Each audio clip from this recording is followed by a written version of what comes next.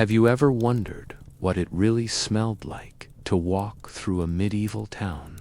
Tonight, we're diving into one of history's strangest and most surprising truths: bathing habits in medieval Europe.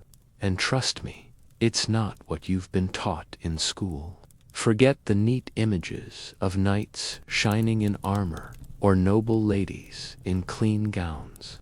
The reality is far, far different, and at times, almost unbelievable. Before we get started, let me ask you, where in the world are you watching from tonight? And what time is it for you right now? Because as we go deeper into this story, I want you to feel like you're walking the dim streets of the medieval world yourself, seeing and smelling exactly what ordinary people experienced. So, settle in, get comfortable, and let's begin uncovering the shocking truth about how people in medieval Europe really bathed, or, more often, didn't. When most people today imagine the Middle Ages, they picture a grimy world where no one ever bathed. The stereotype of peasants caked in mud and nobles doused in perfume to mask their filth has been told and retold so many times that it has become accepted truth. But history, as always, is far more complex and at times even more surprising. In fact, medieval people did care about washing. They may not have scrubbed themselves with fragrant soaps and steaming showers as we do today, but the evidence shows that washing, bathing, and even communal bathhouses were a surprisingly normal part of life, at least for part of the Middle Ages. Archaeological finds and medieval manuscripts reveal an unexpected truth. Public bathhouses were once common across Europe, especially in larger towns and cities. These bathhouses were not quite the polished Roman thermae of antiquity, but they were warm, water-filled spaces where men and women came together to wash, relax, and sometimes indulge in activities far beyond mere bathing. By the 12th and 13th centuries, many cities, from Paris to Prague, had thriving bathhouse cultures. But bathing habits were deeply tied to class and circumstance. For peasants in villages, washing was simpler. Water fetched from rivers, wells, or streams, often splashed over the body rather than soaking in a tub. Wooden tubs, lined with cloth to prevent leaks, were dragged inside the cottage for rare, full baths, usually shared by the entire household in succession. The father might bathe first, then the mother, followed by the children, and sometimes even the hired hands, all in the same water, now cooling and clouded. For these families, full bathing was a special event, not a daily ritual. Nobles, meanwhile, had more luxurious options. Wealthy lords and ladies might bathe in tubs perfumed with herbs such as rosemary, sage, or lavender. Servants would heat cauldrons of water over great fires, pouring them carefully into carved wooden or even metal tubs, sometimes lined with sheets to make the experience more comfortable. Manuscripts describe noble women reclining in these makeshift baths, while being attended to by maids who sponged them down with scented cloths. The contrast between a noble's herbal soak and a peasant's quick rinse in cold stream water was vast. Yet here lies the first shocking truth. Medieval Europeans were not universally filthy. In fact, there were periods where people bathed far more often than is commonly believed. In the 13th and 14th centuries, written accounts describe city dwellers frequenting bathhouses several times a week. Doctors of the time even recommended bathing as good for health, believing it balanced the humors of the body and helped prevent illness. For a moment in history, The Middle Ages were cleaner than we often imagine. But this would not last. The same bathhouses that provided cleanliness and comfort also became centers of suspicion. By the late Middle Ages, rumors swirled that these communal spaces encouraged immorality. Some bathhouses were indeed fronts for brothels, where washing and leisure slipped easily into pleasure and vice. Religious leaders began to denounce the practice, warning that public bathing invited sin.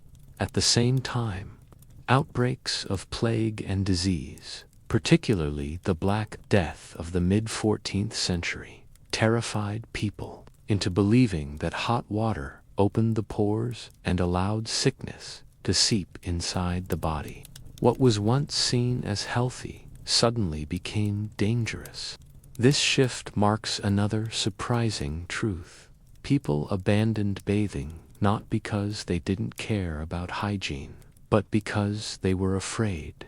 Clean water was hard to access, disease spread unpredictably, and doctors advised against practices we now know to be harmless. By the 16th century, Europe had entered what historians sometimes call the Great Unwashed Period, where bathing declined drastically. Instead of washing with water, people turned to linen shifts and shirts, changing them frequently under the belief that clean clothing drew out impurities from the skin. Nobles wore layers upon layers of fresh linen, perfumed with herbs, believing this practice was more protective than stepping into a bath. What is striking here is not simply the presence or absence of bathing, but the deep influence of fear, religion, and shifting medical theories on daily life. Hygiene was never just about cleanliness. It was about morality, health, and social order. As we move deeper into this story, we'll peel back even more layers of this forgotten truth.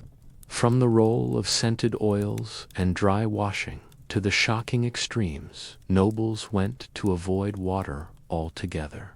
When physicians of the Middle Ages wrote about health, bathing frequently appeared in their recommendations. Many doctors, following the traditions of Galen and Hippocrates, believed that a warm bath could help restore balance among the bodies for humors, blood, phlegm, black bile, and yellow bile. A person with too much heat in their body might be advised to bathe in cool water, while someone considered sluggish could benefit from soaking in a heated tub with aromatic herbs to stimulate the senses. Even monasteries, often imagined as rigidly austere places, incorporated bathing into their rules. The 6th century rule of Saint Benedict allowed monks to bathe for health reasons, especially when they were ill. Many monastic complexes had small bathhouses, or at least facilities for washing feet and hands.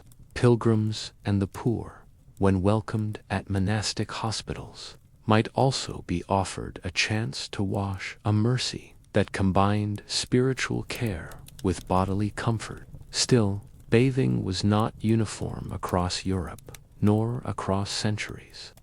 In southern Europe, where Roman traditions lingered longest, attitudes toward bathing remained more relaxed. The city of Florence, for example, boasted active bathhouses throughout the medieval period.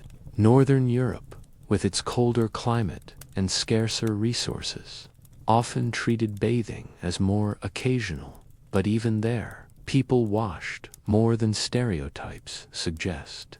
Soap, usually made from animal fat mixed with ashes or lye, was in use from at least the early Middle Ages. By the 13th century, towns like Marseille and Naples were producing soap in large quantities for export. Peasants in the countryside could not afford such luxuries, but they had their own practices. Instead of soap, they might scrub themselves with sand, ashes, or even rough cloths to remove dirt and oils from the skin.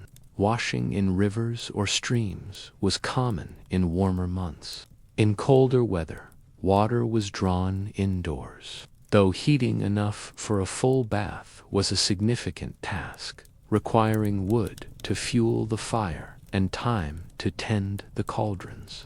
This meant peasants often settled for partial washes, rinsing faces, hands, and feet, while leaving the rest of the body untouched until a more thorough cleaning became possible. For nobles, however, bathing became almost a performance of wealth and refinement. Chronicles describe nobles being bathed by attendants who poured warmed water into ornate tubs. Herbs such as chamomile, marjoram, and mint were sometimes added, both for fragrance and for supposed medicinal qualities. On festive occasions, bathing might even be paired with music, food, or wine, making the experience resemble a leisurely ritual rather than mere hygiene. One striking example survives from the 15th century, the bathhouse murals of Baden, Switzerland. These paintings show men and women sharing wooden tubs, eating, drinking, and chatting together in an atmosphere that seems more like a social club than a washroom. Bathhouses, at their height, were not just places for cleansing the body, but for building connections, forging relationships, and even negotiating business deals. Yet these same images reveal another uncomfortable truth, that bathing often blurred the line between hygiene and hedonism. By the later medieval period, many bathhouses developed reputations as sites of prostitution. City authorities struggled to regulate them, torn between their usefulness for cleanliness and the moral dangers they seemed to invite. Religious sermons thundered against them, warning of the sins that lurked beneath the steam. Meanwhile, among ordinary families, bathing was woven into rhythms of the year. In villages, some households planned full baths around major feasts, Christmas, Easter, Midsummer, or before important events such as weddings. Cleanliness before sacred occasions was considered appropriate, and so the effort was made to heat water, fill the tub, and wash as best as one could. Clothes, too, were laundered with care on these occasions, as much a sign of devotion as of bodily hygiene. What makes all this so fascinating is how flexible and layered bathing habits were. They could be practical, ritualistic, social, or sinful, depending on the place and the context. Medieval Europeans did not think of cleanliness in modern terms of bacteria and germs, but they certainly associated washing with health, comfort, and, at times, morality. As we can dive deeper into the great shift that occurred after the arrival of the Black Death and the rising fear of water itself, which reshaped how Europeans approached bathing for centuries to come. As the Middle Ages entered its darker chapters, bathing culture experienced a sharp decline. The turning point came with the arrival of the Black Death in the mid-14th century, which decimated Europe's population and left behind a profound shift in attitudes toward cleanliness. Where once bathhouses had been bustling centers of life, they now became regarded with suspicion, sometimes even fear. Many believed that warm water opened the pores and made the body more vulnerable to disease. So to step into a steamy bathhouse seemed almost to invite illness. Authorities across Europe began shuttering bathhouses, not only for fear of contagion, but also because such places had, over time, acquired reputations as dens of immorality. What had once been a communal ritual of cleanliness now bore the stigma of danger. Bathing once normal, was now associated with risk, and so people turned toward alternatives. One such alternative was the regular use of linen undergarments. Instead of frequent immersion in water, medieval men and women relied on changing and laundering their clothes, especially the inner layers, made of linen, to dry clean their bodies. Linen was believed to absorb sweat, oils, and dirt, and by wearing fresh linen against the skin, one could maintain a sense of cleanliness without ever stepping into a tub. Washing the fabric rather than the body became the new standard. For many, this method felt safer, even modern, compared to the dangers that water now seemed to represent. A well-stocked chest of clean linen became a symbol of refinement and health. The belief spread that a clean shirt equaled a clean body, a mindset that would shape personal hygiene practices for centuries to come. The growing reliance on linen garments as a substitute for bathing shaped everyday routines in ways that might surprise us today. For the wealthy, it was not unusual to change shirts or chemises daily, sometimes even multiple times a day, depending on the season and level of activity. The fine weave of linen allowed it to sit smoothly against the skin, pulling sweat and oils into the fabric. By simply replacing these garments with freshly laundered ones, individuals believed they had achieved a level of bodily cleanliness. Laundry itself became a significant task. Large estates and noble households often employed entire teams of washerwomen who hauled buckets of water from rivers or wells, boiled clothing in great cauldrons, scrubbed linens with ash or soapwork, and beat them against stones or wooden boards to drive out dirt. The physical act of laundering was laborious, yet it was also seen as essential work, preserving the health of the family and maintaining social respectability. For peasants and the poor, the story looked different. Many could not afford a wide rotation of linen undergarments, and instead relied on fewer pieces worn until visibly soiled. Washing occurred less frequently, not out of choice but necessity, since soap and firewood for boiling were costly. Still, even among lower classes, the act of donning a clean shirt for church on Sundays or festivals carried symbolic weight. It was a sign of decency and spiritual preparedness. Interestingly, physicians of the later Middle Ages even began prescribing linen changes as part of medical advice.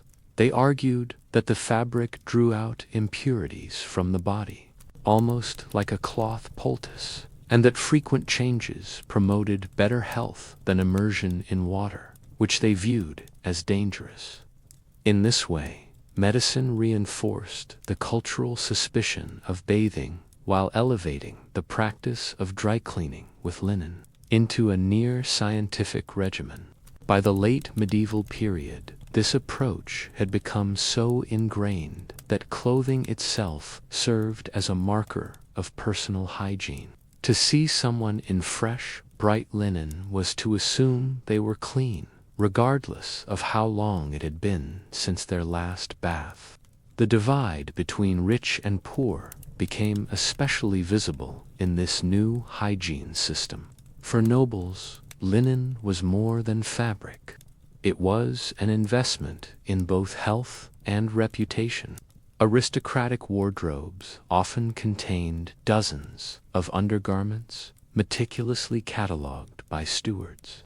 Some noble households rotated garments so frequently that laundresses worked in continuous cycles, one batch soaking, another drying on hedges or ropes, while servants ironed others smooth with heated stones. The constant rhythm of laundering became part of the estate's background hum, as essential as cooking or tending livestock. For merchants and artisans in the rising towns, linen ownership was a matter of pride. A prosperous household might display gleaming white shirts or chemises as proof of prosperity. Inventories from medieval wills list linens alongside silverware and property, suggesting they were considered enduring family assets. Many urban dwellers also invested in fine-smelling herbs, such as lavender or rosemary, to tuck between folded linen stacks. These scents masked odors and gave the impression of freshness, even when water was absent from the equation. Meanwhile, for peasants working the fields, linen hygiene was a different struggle. A single shirt might be patched and repatched until it could no longer hold together. Laundering often took place communally, with women gathering at riversides to wash clothing by hand, kneeling in mud, sometimes in freezing weather. Such washing days became social occasions, but the result was far from the gleaming white fabrics of the nobility. Instead, garments bore the marks of toil, grass stains, soil, and smoke from the hearth. Cleanliness here was less about spotless garments and more about survival, ritual decency, and occasional renewal. The symbolism of linen extended into religion as well. Priests wore pure white albs as signs of spiritual purity, reinforcing the cultural belief that fabric itself conveyed. In some communities, parishioners saved their best linen for feast days, regarding it almost as a sacred act to appear in church freshly clad. Water might have been shunned as a physical cleanser, but linen changed, scrubbed, and displayed. This shift toward fabric-based cleanliness meant that bathing became not only rare, but socially unnecessary. People judged one another less by the scent of their skin and more by the brightness of their linen. In the candlelight of medieval halls or the dim streets of towns, this illusion was remarkably effective. As bathing fell out of fashion after the Black Death, the cultural imagination began to reframe the very idea of what it meant to be clean. The association between water and disease persisted for generations, and in its place rose a culture where fabric and ritual replaced immersion. Cleanliness was no longer the feeling of washed skin, but the sight of unblemished linen against the body. Writers of the late Middle Ages occasionally described the sensation of linen drawing oils and sweat from the skin. Physicians argued that linen acted as a protective layer, absorbing impurities before they could sink into the flesh and cause illness. To change linen, therefore, was to shed corruption, a kind of miniature purification that did not require risky encounters with bathwater. This belief also reshaped daily rhythms. In aristocratic households, rising in the morning often involved a ritual of clothing, removing the nightshirt, donning a freshly laundered chemise, and having one's hair combed or lightly dusted with powders. The powders made of crushed herbs, ground iris root, or even chalk were applied not only for fragrance, but also to absorb excess oils. Wealthy ladies sometimes sprinkled their décolletage with scented powders, while men might rub their scalps with rosemary water or vinegar diluted to a mild solution. These habits blurred the line between hygiene and cosmetic display for those who could afford it. Scented gloves, pomanders, and sachets of herbs carried in pockets or around the neck created a portable shield against odor. In crowded towns where chamber pots were emptied into the streets and butchers worked in open air, such protective measures became not just luxuries but necessities. The absence of bathing created an entire economy of scent, with apothecaries selling small luxuries that disguised the body's reality. The working poor adapted in more modest ways. Peasant households without multiple changes of linen sometimes relied on the smoke of the hearth as a form of purification. Standing near the fire dried sweat and masked odors with wood smoke, while exposure to the heat was thought to open pores in a healthier way than plunging into dangerous rivers or communal tubs. In some places, straw-filled mattresses were regularly replaced or burned, not only to rid them of vermin but also to symbolically refresh the sleeper, an indirect form of cleansing tied more to bedding than to the body itself. Over time, this cultural turn had profound implications. Public bathhouses, once central to social life, lost respectability. By the 15th century, many had become associated with immorality, gambling, or illicit relationships. The water itself was viewed with suspicion, stagnant, shared, polluted, and dangerous. In cities like Paris and London, civic authorities began closing bathhouses, citing health risks and moral decay. Cleanliness, once pursued in communal spaces, retreated into the private sphere of the household and, increasingly, into the wardrobe. This shift also transformed the symbolism of water in everyday life. By the late Middle Ages, water was not absent from cleanliness, but its role was carefully limited. People washed their hands before meals, wiped their faces with damp cloths, or rinsed their mouths with wine or vinegar. These small ablutions carried social and religious meaning. At banquets, for example, guests often washed their hands in perfumed water brought in by servants before dining, not because of germs in the modern sense, but because it symbolized courtesy, refinement, and spiritual readiness to consume food. The act was public, visible, and ceremonial. Religious life further reinforced this preference for symbolic washing.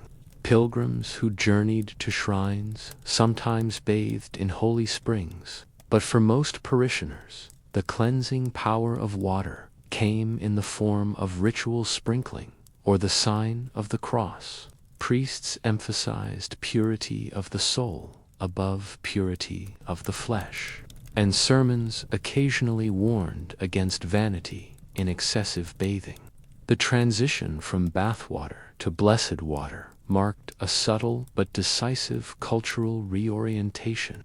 Meanwhile, linen itself became bound up with Christian ideals. The pure white alb worn by priests was not simply practical clothing, but a visible statement of inner purity. Lay people echoed this symbolism on feast days by donning their cleanest garments, no matter how worn the rest of their possessions might be. Families who could barely afford enough bread would still strive to appear in spotless linen at Easter or Christmas Mass. Clean fabric, even more than clean skin, was now the outward sign of spiritual dignity. By the 15th and 16th centuries, writers in Italy, France, and Germany were commenting on the differences between regions in bathing practices.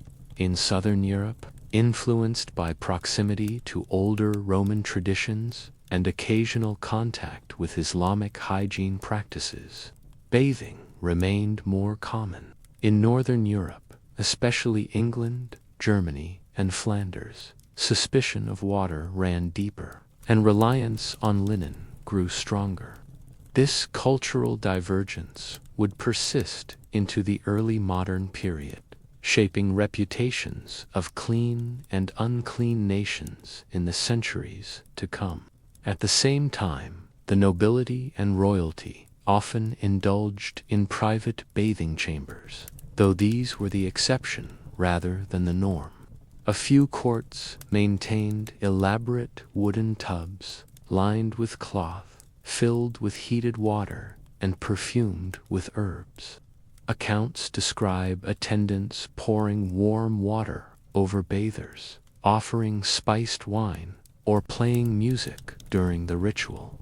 Yet even in these luxurious cases, the bath was as much performance as hygienon, occasional indulgence, framed as a rare luxury rather than a routine act. For the vast majority of people, bathing had become a memory of the past or a rumor from foreign lands. Instead, the new medieval cleanliness was a world of white linen, scented powders, smoke-dried garments, and perfumed hand-washing. What had once been achieved with water and soap was now reimagined through fabric, ritual, and fragrance. And so, by the end of the Middle Ages, Europeans had created a culture of hygiene that seems almost alien today, a world where water was distrusted. Linen was salvation, and the illusion of cleanliness mattered far more than the reality beneath the fabric. The decline of bathing culture was not instantaneous. It unfolded unevenly across centuries and regions, shaped by local conditions, religious teachings, and civic regulations. While the general suspicion of water became widespread after the Black Death, traces of older habits lingered in some areas, leaving behind a patchwork of traditions that revealed how complex medieval cleanliness truly was. In some towns of Italy, for example, public bathhouses continued to operate into the Renaissance, though with increasing restrictions. Civic records show laws requiring bath attendants to change the water frequently, or fines imposed on establishments accused of immoral activity. In Florence, the city statutes of the 14th century still mention the regulation of bathhouses, suggesting their persistence long after Northern Europe had abandoned them. These rules often reveal not so much enthusiasm for bathing as a desire to control it, evidence of a culture caught between old habits and new fears. In contrast, towns in England and Germany saw bathhouses shuttered more quickly. London's Southwark Baths, once lively centers of recreation, declined steadily through the 15th century as complaints about disease and vice mounted. By the Tudor period, most communal facilities had disappeared, their buildings repurposed for other trades. Travelers noted the difference. A German merchant might remark on Italian habits of washing while at home, relying on linen and dry cloth rub-down. Such contrasts fed into stereotypes that would persist well into the early modern era. Linen, meanwhile, grew into more than a substitute for bathing. It became a social marker. Owning multiple sets of clean linen signaled wealth, for laundering was labor-intensive and required access to water, lye, and time. In peasant households, laundering might only occur a handful of times each year, often timed with agricultural rhythms. Riversides became scenes of intense labor when groups of women gathered to beat cloth against stones, scrub with ash or soapwort, and lay garments on bushes or hedges to dry. In towns, laundresses formed an essential trade, and wealthier families sometimes employed them permanently. Clean linen, then, reflected not only hygiene but also the labor of women, both unpaid domestic work and professional service. Religious authorities also shaped these practices. Monastic communities, for instance, maintained stricter bathing and laundering routines than lay society. Some orders required monks to bathe several times a year, often tied to liturgical festivals, and to keep their habits clean as a mark of discipline. For the laity, however, sermons increasingly warned that indulgence in warm baths softened the body and the soul. A clean conscience, they argued, was of far greater importance than a clean body. Bathing became associated with luxury, sensuality, and moral weakness, while the endurance of dirt was reframed as a sign of spiritual fortitude. And yet, despite this cultural suspicion, water did not disappear from everyday life. People still relied on rivers, wells, and cisterns for drinking, cooking, and brewing. Hand washing before meals remained a social necessity, and ritual ablutions before entering a church or approaching an altar continued as outward signs of respect. But immersion, the idea of placing the whole body in water, treated into the margins, reserved for symbolic acts like baptism or the occasional therapeutic soak prescribed by a physician. Physicians themselves played a curious role in this shift. Medical treatises of the late Middle Ages often recommended limited bathing under specific conditions. They argued that warm baths might open pores, but if taken too often, they left the body dangerously exposed to bad air or corrupt humors. Some doctors prescribed herbal baths for particular ailments, rosemary or chamomile for aching joints, sulfur springs for skin complaints, but always with caution. Advice manuals stressed that baths should be taken at carefully chosen times of year, preferably in spring, when the balance of humors was more favorable. Such warnings only reinforced popular anxieties that bathing was a risky indulgence, not a routine necessity. The result was a strange duality. On feast days and at courtly events, people appeared in gleaming linen, scented with herbs or powders, their hair combed and perfumed. Yet, beneath the layers of fabric, their bodies might not have touched warm water for months. This disconnect between appearance and reality shaped how cleanliness was defined. To look fresh and smell pleasant was to be clean, regardless of what lay beneath the surface. In urban centers, the smell of daily life could be overwhelming. Open sewers, tanneries, and animal markets filled the air with pungent odors. In this context, perfumes and scented objects were not just luxuries, but shields against the sensory assault of the city. Pomander's small metal spheres, filled with musk, ambergris, or cloves, were worn on belts or chains. The wealthy carried handkerchiefs dipped in vinegar to ward off bad air.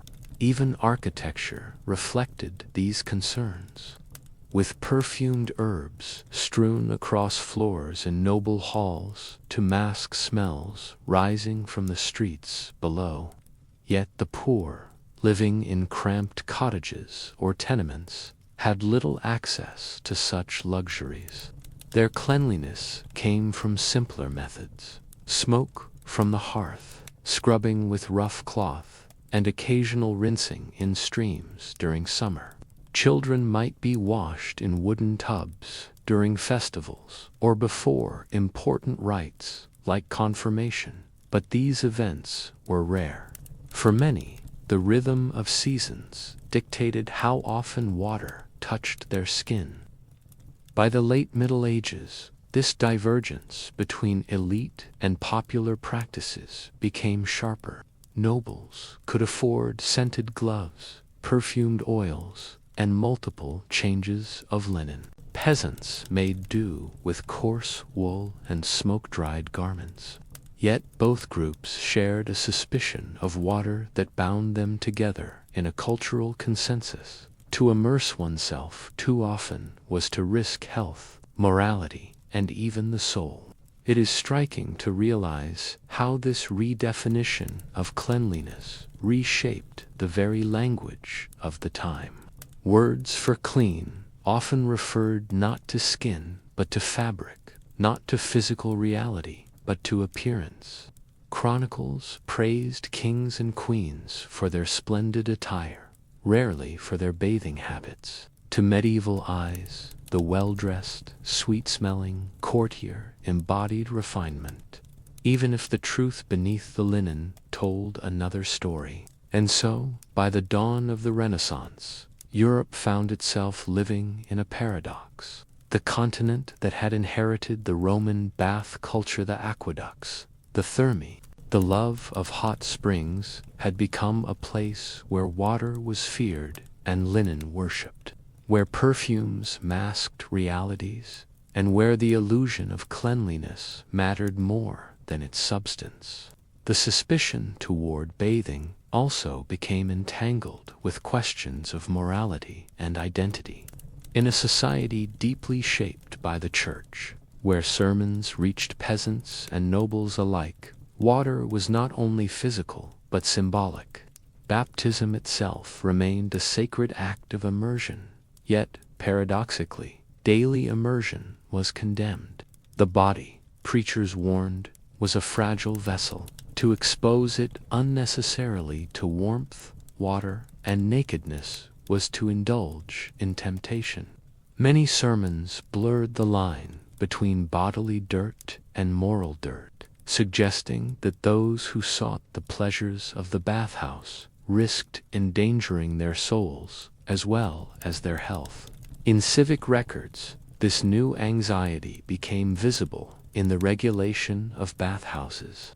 City councils, especially in German towns like Nuremberg and Augsburg, imposed rules on bathhouse operations. Bathkeepers were fined if patrons lingered too long or if improper behavior was suspected. Some decrees went so far as to forbid mixed-gender bathing, fearing it invited sin. And yet, despite these prohibitions, reports of clandestine gatherings persisted, with bathhouses accused of doubling as meeting places for illicit liaisons. Over time, this association with immorality accelerated their decline. What had once been a place of communal hygiene and social exchange slowly turned into a target of suspicion, until eventually many were closed altogether. Travelers' accounts provide glimpses into these cultural shifts. A Venetian merchant passing through northern Europe in the 15th century remarked on the scarcity of bathhouses compared to Italy. To him, the absence of regular bathing seemed both strange and telling. Meanwhile, foreign observers of Italian cities noted the persistence of balneum culture, but described it as exotic, even decadent, when compared to their own customs. These contrasts remind us that Europe was never uniform. While some regions clung to older traditions, others abandoned them entirely, creating a mosaic of practices that shifted over time. One of the most striking consequences of this decline was the elevation of linen as a cleansing tool. Clean linen did more than absorb sweat. It actively shaped how medieval society thought about purity. Medical writers argued that linen drew out impurities from the skin, functioning almost like a filter. To change one's shirt was believed to refresh the body as thoroughly as a bath might have in earlier centuries. This belief, though scientifically unfounded, provided comfort in an age when water was feared. Laundry, therefore, carried enormous weight in daily life. In towns, washerwomen became indispensable figures.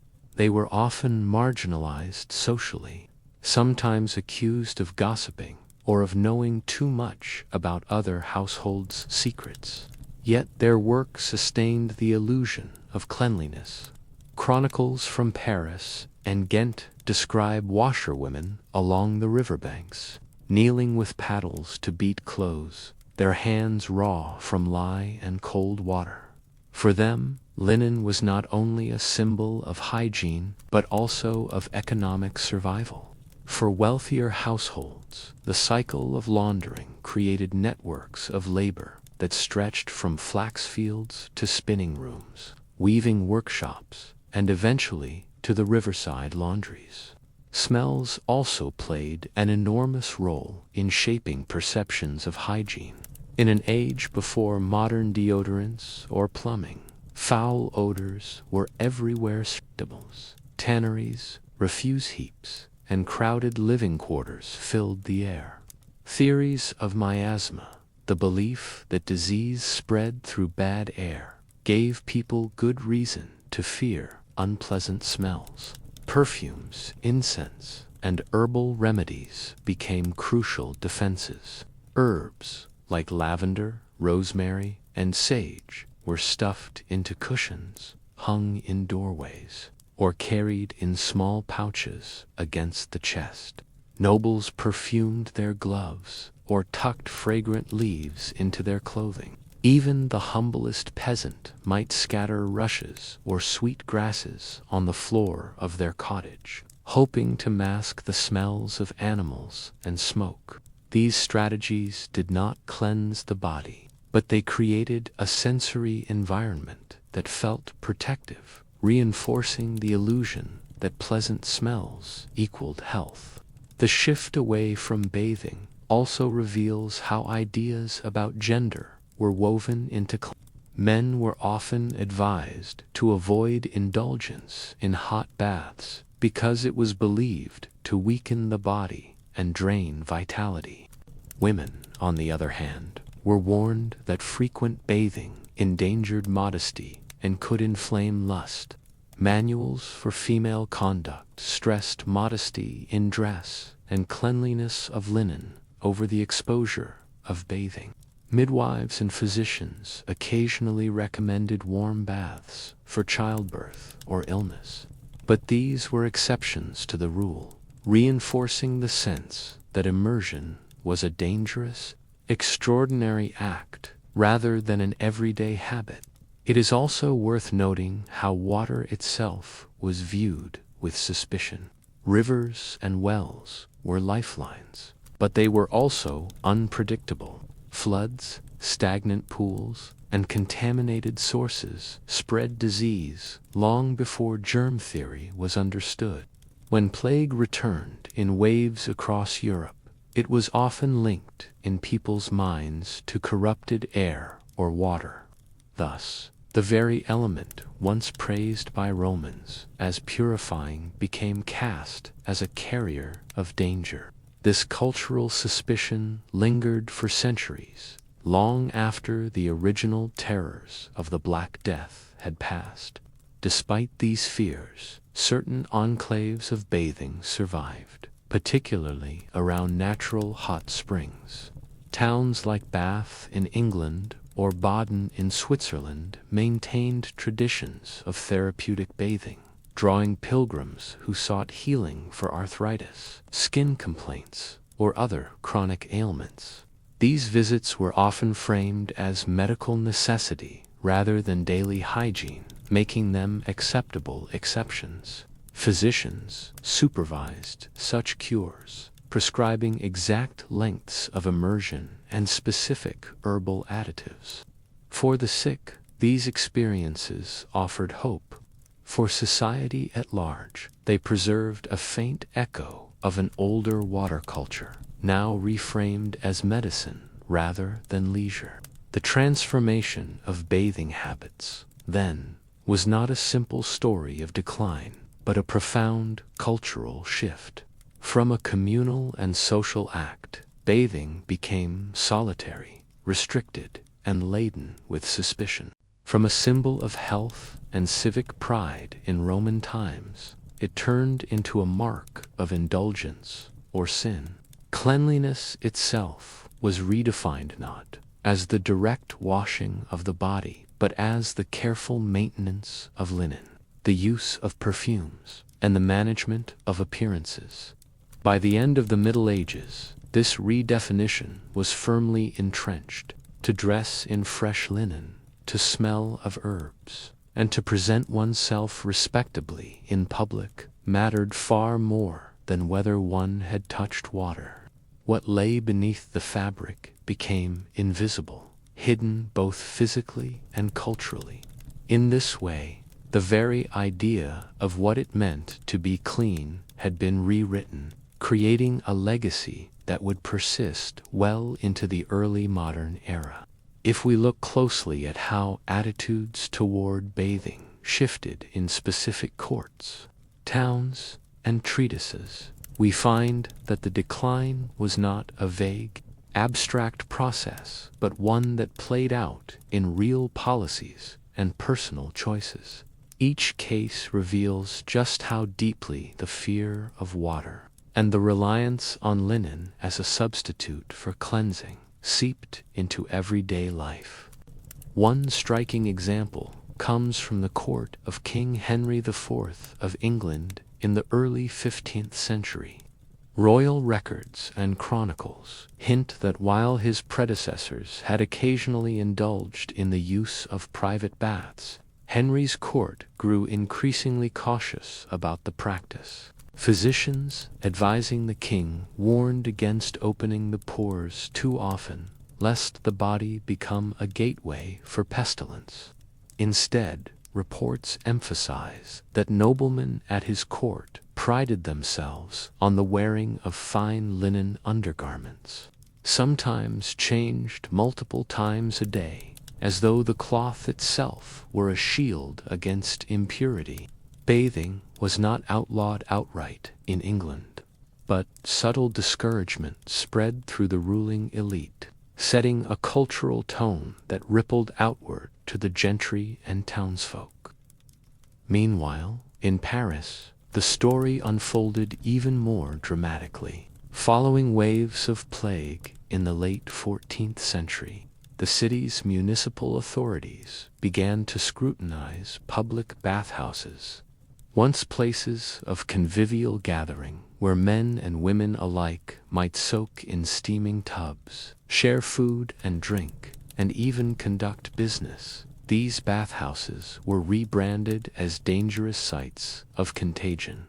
Ordinances from the Paris City Council in the 1410s and 1420s mention restrictions on bathhouse activity, with particular suspicion directed toward those located near crowded market districts. Some bathhouses were shuttered altogether, while others were forced to adopt stricter regulations, such as limiting the number of patrons or forbidding mixed bathing. What had once been hubs of sociability were increasingly seen as lurking threats to public health. In the German lands, the pattern was even more pronounced. Nuremberg, famous for its carefully kept civic ordinances, issued a series of regulations in the 15th century that directly addressed baths. Surviving town records mention concerns not only about plague, but also about morality. Bathhouses were increasingly associated with illicit behavior, including prostitution. This moralizing overlay blended seamlessly with medical fears, giving city councils two powerful reasons to regulate and eventually to close down many of these establishments. By the mid-15th century, what had once been bustling urban baths were vanishing, leaving linen garments and perfumed oils as the primary means of daily refreshment. Medical treatises from the same period reinforce this cultural pivot. The writings of the Italian physician Gentile da Foligno, who lived during the 14th century and died of the plague in 1348, were widely copied and circulated in later decades. In his texts, Gentile stressed the dangers of excessive bathing, warning that hot water dissolves the natural heat of the body and leaves one susceptible to corrupt air. Other physicians, such as French doctors writing for the University of Paris, echoed these warnings, embedding them into the broader framework of humoral medicine. Bathing was no longer a neutral or beneficial practice. It was portrayed as a calculated risk, something to be undertaken rarely and with great caution. Even in Italy, the cradle of Renaissance humanism, and, in earlier centuries, a region fond of elaborate bath culture, we find the tide turning. In Florence, wealthy households that once prided themselves on ornate private bathing chambers began shifting toward investments in elaborate wardrobes of linen shirts and chemises. The Florentine sumptuary laws, designed to regulate ostentatious dress, reveal the rising importance of undergarments as markers of both cleanliness and status. To wear freshly laundered linen became a kind of visible advertisement. One did not need to bathe, because the cloth performed the cleansing by proxy.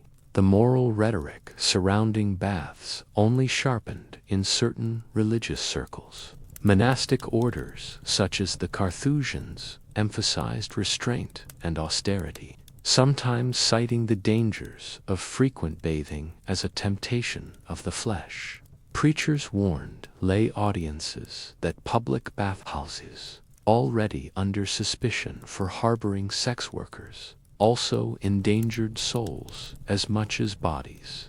Thus, health concerns blended seamlessly with spiritual anxieties, and the bath became a symbol not of purity but of risk, taken together. These case studies reveal a Europe where the decline of bathing was not simply a matter of plague-induced panic, but a transformation that touched every layer of society. The King's Court in England, the municipal councils of Paris and Nuremberg, the physicians of Italy and France, the guilds of linen makers, and the pulpits of preachers. By the early 16th century, bathing had shifted from a common custom to a suspect activity. In its place, linen became the new emblem of hygiene, while perfume and powder masked what soap and water no longer addressed. As we close Section 1, we are left with a world in transition, one that feared the water it once welcomed, and that sought new ways of appearing clean, while quietly tolerating what we today might call invisible dirt. It is here, on the threshold of Renaissance Europe, that the story turns again. Section 2 will take us deeper into how this suspicion of bathing coexisted with occasional resurgences of bath culture, and how shifting beliefs about health, medicine, and morality continued to shape daily life for centuries to come. The end of the Middle Ages did not mean the end of suspicion toward bathing, but it did introduce new tensions, new ideas, and even new contradictions. As Europe moved into the 15th and 16th centuries, the Renaissance reshaped almost every aspect of life: art, politics, religion, and science. Cleanliness, too, was caught in this wave of transformation, though not always in the ways we might expect. On the one hand, Renaissance humanism celebrated the body in ways that the medieval church had often cautioned against. Artists painted nudes with a pride and reverence not seen for centuries.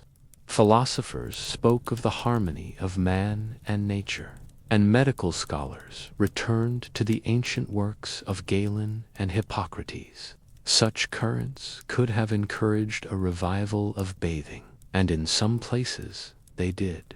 Italian elites, particularly in cities like Florence, Venice, and Rome, sometimes sought out private baths, inspired as much by classical ideals as by the comforts of luxury.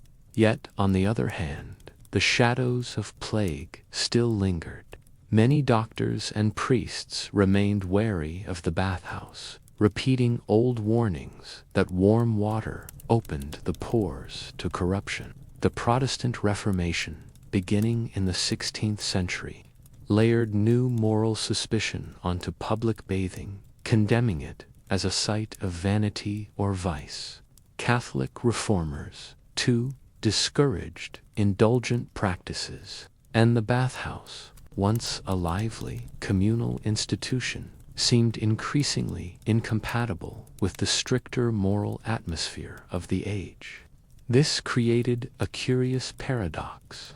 In the Renaissance imagination, the body was worthy of artistic celebration, yet, in practice, many people still avoided water.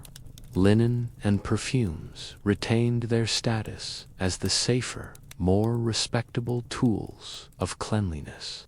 At the same time, royal courts and wealthy families experimented with occasional bathing as a sign of refinement, drawing a sharp contrast with the common townspeople who had fewer resources. In Italy, where Renaissance culture first blossomed, bathing acquired an unusual dual status. The wealthy and noble elites sometimes constructed private baths within their villas or palaces, borrowing inspiration directly from ancient Rome. In Florence, for example, records from the 15th century show noble households employing attendants, specifically tasked with heating water and preparing tubs for their masters. These baths, however, were not the grand public affairs of antiquity. They were intimate, private, and often occasional, meant as a luxury rather than a necessity. A hot bath might be taken before an important feast, during a wedding celebration, or to mark the recovery from illness, more symbolic than routine. Meanwhile, in the broader population, suspicion remained high. Physicians continued to argue over whether water cleansed or harmed the body. The most influential Renaissance doctors drew on both medieval traditions and rediscovered classical texts, but their interpretations varied. Some argued that moderate bathing in lukewarm water might be beneficial for the circulation or for easing stiffness of the joints. Others warned that even a few minutes in warm water could leave one dangerously open to bad air. This conflicting advice meant that ordinary people rarely saw water as the foundation of cleanliness. Instead, linen remained central. Throughout the 16th century, laundering fine linen shirts and undergarments became a critical marker of status. It was said that Queen Elizabeth I of England owned dozens of sets of linen and changed her underclothes frequently, though she rarely bathed in water. In France, the royal court at Fontainebleau and later at Versailles developed elaborate laundry systems, employing entire teams of laundresses. For courtiers, fresh linen not only protected the skin from dirt, but was also a visible signal of refinement. Cleanliness in this era was not a question of soap and water, but of fabric and frequency of change. Perfumes and scented waters also gained prestige during this period. In cities like Venice and Paris, perfumers experimented with rosewater, lavender, musk, and civet to produce concoctions that masked bodily odors. Physicians sometimes prescribed such scents as protective against disease, believing strong aromas could overpower miasmas. Thus, even the act of perfuming oneself carried both a medical and a social justification. This practice trickled down to urban households, where rosewater or vinegar solutions might be sprinkled on clothes or rubbed onto hands. At the same time, public bathing facilities declined sharply. By the 16th century, in many European cities, the once thriving bathhouse culture had nearly vanished. The bans issued in the wake of plague outbreaks often remained in place. In Germany, where bathhouses had been particularly prominent in the late Middle Ages, many closed permanently with their buildings converted to inns, workshops, or warehouses. In England, the Southwark bathhouses that had drawn Londoners for centuries fell into disuse, remembered only in complaints about their past association with vice. Religious reform movements also played a role in this decline. The Protestant Reformation cast a suspicious eye on activities associated with indulgence or pleasure, and bathhouses often bore reputations for immorality. Martin Luther himself did not ban bathing. He is said to have enjoyed it on occasion, but the general climate of reform encouraged simplicity and restraint. Catholic authorities, reacting to the Protestant critique, also became more cautious about endorsing practices that might appear worldly or decadent. Yet bathing did not disappear entirely. In rural communities, especially in Central and Eastern Europe, people still sought out natural springs or river bathing during the warmer months. Some villages held onto traditional bathing practices tied to festivals or seasonal rituals. In Hungary and the Ottoman-controlled Balkans, the influence of Turkish bath culture introduced new forms of steam bathing, which would later inspire spas across Europe. These practices, however, were often viewed with curiosity or exoticism by Western Europeans. By the 17th century, bathing had become something of a paradox. Among elites, occasional bathing was revived as a mark of refinement, often linked to medical regimens. Physicians might prescribe a carefully measured bath for specific ailments, gout, kidney stones, or melancholy. In the Habsburg court, for instance, spa cures became fashionable, with nobles traveling to mineral springs in Karlsbad, modern Karlovy Vary, or Baden-Baden to immerse themselves in healing waters. These trips were both social and medical occasions, reinforcing the idea that water, while dangerous in the wrong context, could also restore balance when applied under controlled conditions. Meanwhile, the majority of people still relied on simple, practical methods of cleanliness. They might wipe themselves down with cloths dipped in vinegar or herbal infusions. Rosemary, sage, and thyme were popular, not only as cooking herbs, but also for their supposed cleansing properties. In some towns, sweating rooms or makeshift steam huts provided an alternative to full immersion in water. These practices reflected both caution and ingenuity, keeping alive some version of cleansing while avoiding the risks associated with a traditional bathhouse. The early modern period also marked the rise of domestic hygiene rituals. Wealthy households began to equip themselves with small basins, portable tubs, and washstands. Servants would bring heated water in pitchers, which the master or mistress could use to wash the face, hands, and occasionally the feet.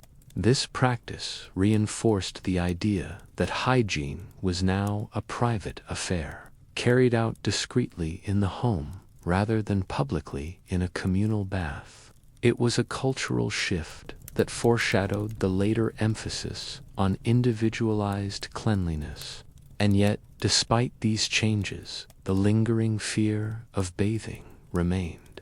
Even when private tubs appeared in palaces, they were used sparingly. Elizabeth I reportedly bathed only a few times a year, though she prided herself on her frequent changes of linen. In France, King Louis XIII was said to have disliked bathing altogether, while his successor, Louis XIV, known as the Sun King, relied heavily on perfumed cloths and powders. Accounts from Versailles suggest that courtiers valued the scent of roses and lavender far more than the touch of water. Thus, The Renaissance and early modern centuries did not mark a return to the Roman bathhouse ideal, but rather the emergence of a hybrid culture, cautious, symbolic, and selective in its use of water, but increasingly inventive in defining what it meant to be clean as the 16th and 17th centuries unfolded. One of the most curious shifts was how perception of bathing diverged dramatically depending on geography, religion, and class. For example, in Catholic Southern Europe, the tradition of ritual washing and cleansing lingered longer, often tied to the influence of both monastic communities and the rediscovery of classical texts. In Spain, certain noble households continued to build elaborate private baths, inspired not only by Roman remains, but also by the lingering memory of Islamic bathing culture from Al-Andalus. These rooms, lined with tiles and fed by carefully channeled water, were meant for the elite few, and their existence often shocked northern visitors who still associated bathing with sickness and moral decline. In contrast, Northern Europe developed a very different relationship with cleanliness. In England, the Reformation hardened suspicions toward bodily indulgence. To Puritan eyes, immersing oneself in warm water seemed dangerously close to frivolity, if not outright sin. Written sermons from the late 16th century describe washing as unnecessary vanity, warning that the body's natural oils were God's provision against disease. Ordinary English families therefore made do with small basins for hand and face washing, while linen changes and herbal waters replaced the full bath. What is striking is how these contrasting cultures coexisted within Europe, reinforcing the idea that there was no single standard of cleanliness in this era. Medicine remained central to this debate. Renaissance physicians often approached bathing with an elaborate framework of rules. A physician might advise a patient to bathe only after eating a light meal, never in the early morning when the stomach was cold, and never after strenuous activity when the body was too open. Temperatures had to be carefully judged, and immersion times calculated in minutes. Such precision made bathing feel less like a casual practice and more like a medical treatment.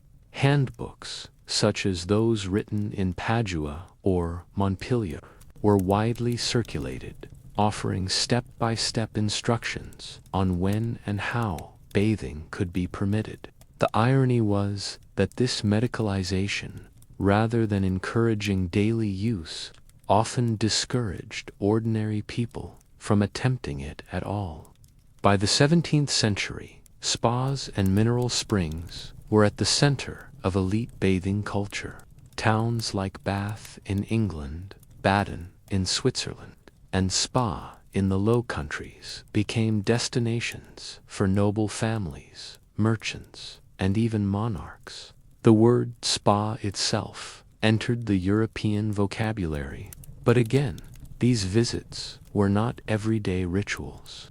They were seasonal excursions, part medical cure and part social theater. Nobles traveled with entourages, consulted physicians on site, and combined immersion in mineral waters with banquets, promenades, and elaborate courtly games. Letters from visitors often describe not the baths themselves, but the bustling social life that surrounded them. For most Europeans, however, such luxury remained out of reach. Village records from Germany, Poland, and France suggest that rural populations used water in far more practical ways. Families bathed infants in small wooden tubs, washed feet before church festivals, and sometimes bathed together in rivers or ponds during summer. These were not ritualized events, but pragmatic responses to dirt, sweat, and the seasons. Oral traditions even preserved warnings about winter bathing, with proverbs advising peasants never to immerse themselves in icy rivers, lest their blood congeal. Another overlooked aspect of cleanliness during this period was the rise of dry hygiene. Vinegar-soaked cloths, scented powders, and even alcohol-based wipes became increasingly common. Physicians recommended wiping the body with cloths dipped in brandy or diluted vinegar, claiming these solutions both refreshed the skin and killed harmful vapors. In households that could afford it, powders made of starch or ground herbs were sprinkled inside clothing to keep odors at bay. Some even experimented with rubbing small amounts of mercury compounds on the skin, a dangerous practice linked to early attempts at controlling lice and other parasites. The social meaning of washing also evolved in subtle ways. In courts across Europe, the daily ritual of hand-washing before meals became an important performance of courtesy. Elaborate ewers and basins were carried into dining halls, and guests were invited to rinse their hands with rosewater or citrus-infused water. This gesture was not about thorough cleaning, but about symbolizing refinement. The act of washing, seen by all, mattered more than the effect. Nobles might rise from the table with perfumed hands, while their bodies remained untouched by water for weeks at a time. Another fascinating window into this period comes from travel literature. European visitors to the Ottoman Empire, Persia, and parts of India frequently remarked with astonishment on the frequency of bathing in those cultures. To travelers from England, France, or the Low Countries, the idea of washing several times a week seemed both exotic and excessive. Yet some were deeply impressed.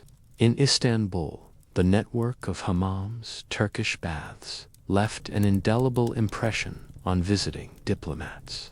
Some even admitted that the health and cleanliness of Ottoman subjects surpassed that of their own compatriots. Still, on returning home, few sought to import the practice directly, fearing that frequent immersion would unleash disease. The contrast widened the cultural gap. Europeans often defined their restraint as a kind of moral superiority, even while privately envying the comfort of regular hot baths.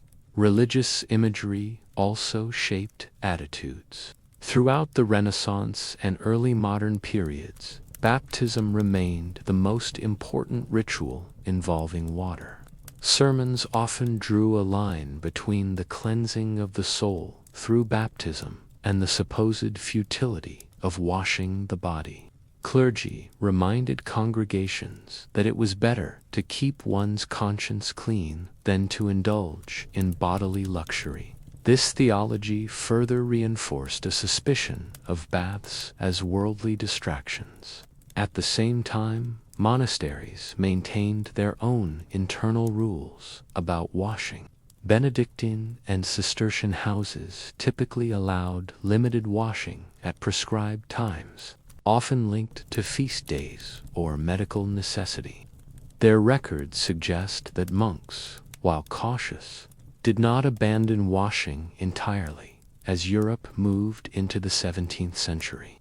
Plague outbreaks continued to haunt major cities, and with them came renewed fears of water.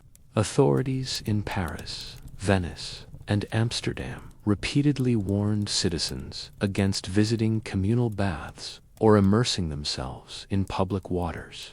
Yet paradoxically, these same cities invested heavily in improving urban water supply systems, channeling rivers and springs to provide fountains and aqueducts.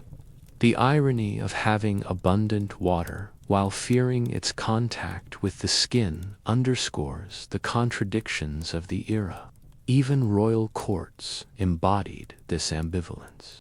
Take the example of France. Louis XIV's Versailles contained bathing facilities, but the king himself was famously reluctant to use them. Instead, he ordered his laundresses to prepare vast quantities of clean linen, while his perfumers supplied endless flasks of rosewater and musk. Courtiers followed suit, surrounding themselves with scents and powders. Cleanliness was performed through appearance and fragrance, not through immersion. By contrast, his contemporary, Peter the Great of Russia, influenced by both European and traditional Russian practices, enjoyed steam baths and sometimes shocked Western visitors with his enthusiasm for plunging into icy water after sweating. Such contrasts reveal how bathing was never simply a practical act, but a deeply cultural one. By the late 17th century, whispers of change began to circulate. Scientific revolutions were altering how people thought about the body and disease. Early anatomists and natural philosophers began questioning the old humoral fears. A few voices suggested that dirt itself might harbor harmful substances and that washing could be protective. Still, these were minority views, and widespread acceptance would not come until the Enlightenment and beyond. For now, Europe remained locked in a peculiar compromise. Bathing was neither entirely abandoned nor fully embraced, existing instead as an occasional ritual, a medical treatment, or a luxurious indulgence for the few.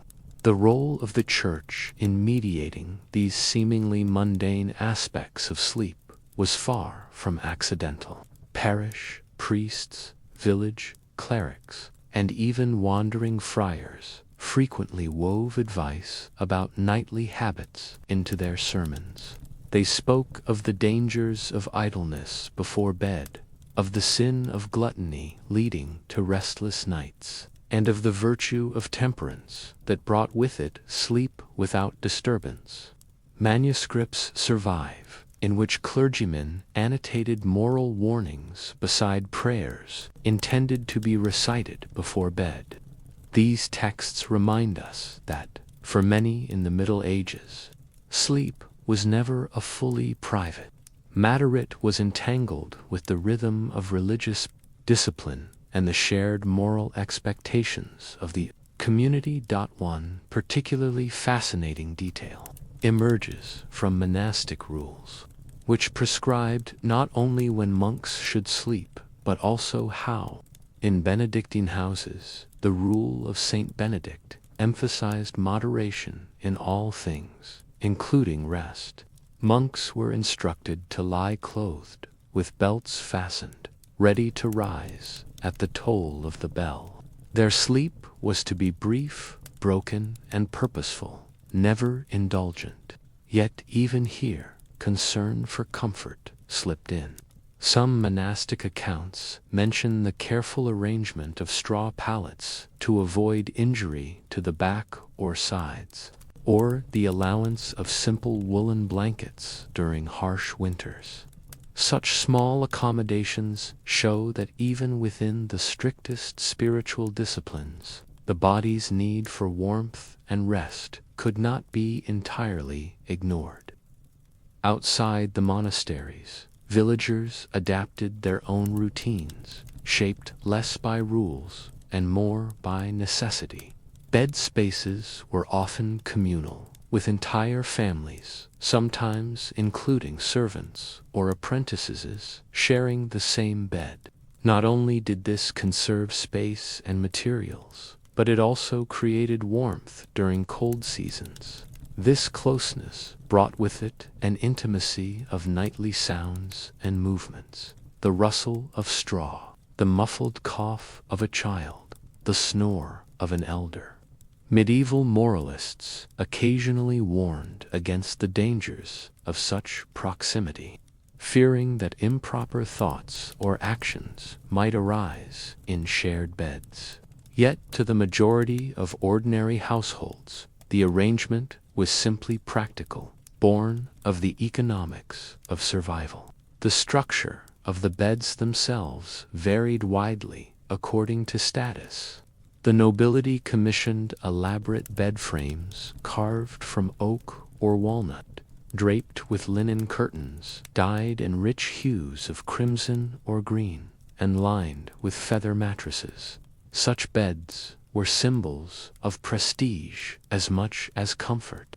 They were often placed in semi-public chambers where visitors could glimpse them, reinforcing the wealth and refinement of the household. By contrast, peasants and small artisans slept on rough pallets stuffed with straw, hay, or reeds. The bedding was frequently renewed, not because of luxury, but because vermin quickly found their way into the fibers. These constant cycles of replacing straw became part of household maintenance, as routine as tending the fire or patching a garment. Interestingly, in many regions, the straw was not discarded when replaced, but repurposed. It might be spread across muddy thresholds, woven into mats, or even burned to sweeten the air of a smoky hearth.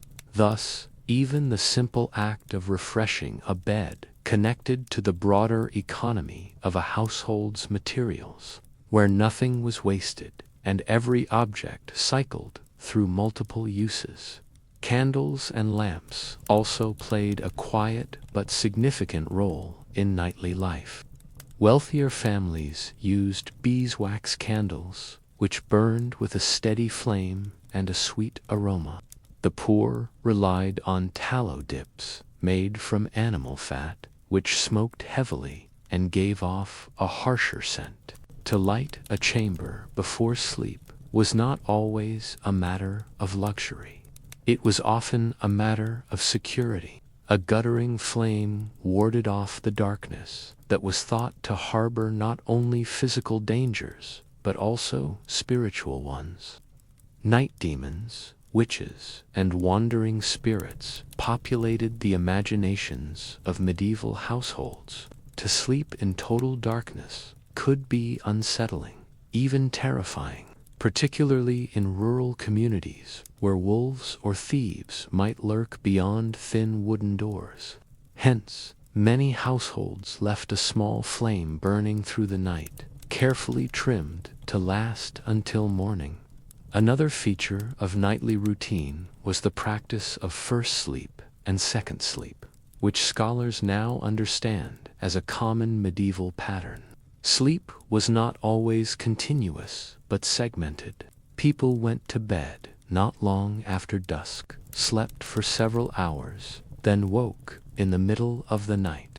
During this interval, sometimes lasting an hour or more, they might pray, reflect, tend to household tasks, or even visit neighbors. Afterwards, they returned to bed for a second period of sleep that carried them until dawn. This segmented rhythm was widely observed and accepted, woven naturally into the cycle of daily life. References to it appear in legal documents, medical treatises, and even works of literature, suggesting it was not considered unusual, but rather a normal, expected part of human rest.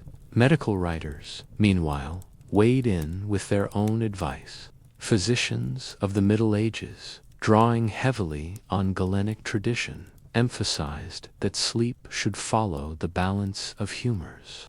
Too much sleep was thought to encourage phlegmatic tendencies, dulling the spirit and slowing digestion. Too little, on the other hand.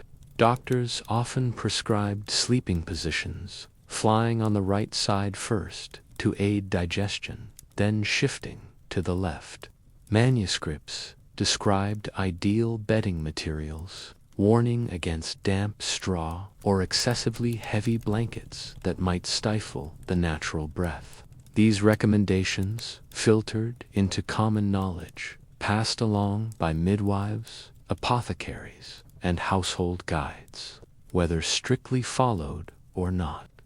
They show the extent to which sleep was considered a matter not only of comfort, but of health and moral order. The rhythms of sleep also intersected with the rhythms of labor. Seasonal patterns were decisive. In summer, peasants might rise before dawn to take advantage of cool hours in the fields, whereas in winter, the long nights offered extended opportunities for rest. But even here, rest rarely meant complete leisure. In the dim light of early morning or late evening, families engaged in tasks that could be done indoors, spinning, weaving, mending tools, or preparing food for the next day. These twilight hours blurred the boundary between waking and sleeping life, as people drifted between activity and drowsiness, between the practical and the contemplative. Guild records and merchant diaries also provide glimpses into how artisans and traders managed their nights. A tailor might recount rising in the middle of the night to complete a garment needed for a patron, while a miller described tending his mill at odd hours to take advantage of a flowing stream. Such accounts remind us that for many, sleep was not fixed, but negotiated a resource to be managed in accordance with the demands of work, family, and environment. Festivals and feast days disrupted these patterns further. During major religious celebrations, processions, vigils, and communal gatherings often stretched late into the night. On such occasions, sleep was postponed, shortened, or even abandoned altogether. Chronicles note with pride the endurance of entire communities keeping watch through the night in honor of saints or holy days. Yet these disruptions, though tiring, were also deeply meaningful, reinforcing bonds of faith and fellowship that carried into the ordinary nights that followed. Amid all these variations, what is perhaps most striking is how deeply collective sleep could be. While modern sensibilities often imagine the bed as a private sanctuary, in the Middle Ages it was rarely so. Beds were shared, chambers were shared. Even sleep itself was synchronized with the rhythms of bells, markets, and communal expectations. To understand medieval rest is therefore to understand the collective fabric of daily life, woven not only from daylight activities, but also from the quiet, hushed hours of night, as Europe moved deeper into the Renaissance. Bathing habits did not simply vanish, but adapted in ways that reflected changing medical theories, religious outlooks, and shifting social practices. For instance, while public bathhouses had largely declined after the late medieval period due to plague fears and moral suspicion, small-scale private arrangements began to emerge among elites. These were less about immersion in water and more about maintaining appearances of refinement. In many noble households of the 16th century, records describe the presence of a stufa, or heated room, similar to a sauna, where steam would cleanse the pores. These spaces were not common in every household, but appeared in certain German principalities and northern Italian courts, where a legacy of Roman bathing culture lingered longer. Instead of plunging into large communal pools, the wealthy might sit in warm, vaporous rooms, scented with herbs like rosemary or lavender. The ritual was thought to expel humors and toxins, aligning with Galenic medical theory, while avoiding the perceived dangers of fully soaking the body. For those unable to afford such luxuries, linen continued to act as the primary form of dry washing. Physicians recommended that one change into fresh linen frequently, and inventories of middle-class estates often list far more shirts and chemises than one might expect. This was no accident. Linen was seen as a tool of cleanliness, its fibers believed to absorb sweat and impurities from the skin. The idea was so widespread that Erasmus of Rotterdam, in his writings on civility, insisted that a truly clean person was not the one who bathed often, but the one whose linen was crisp, white, and frequently changed. Perfumes and scented waters also gained prestige.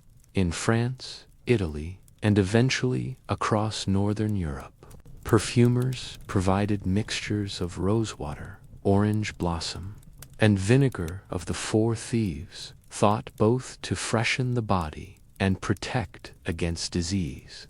In fact, physicians frequently advised their patients to carry pomanders, small perforated spheres filled with herbs and spices that could be inhaled in crowded or foul-smelling places.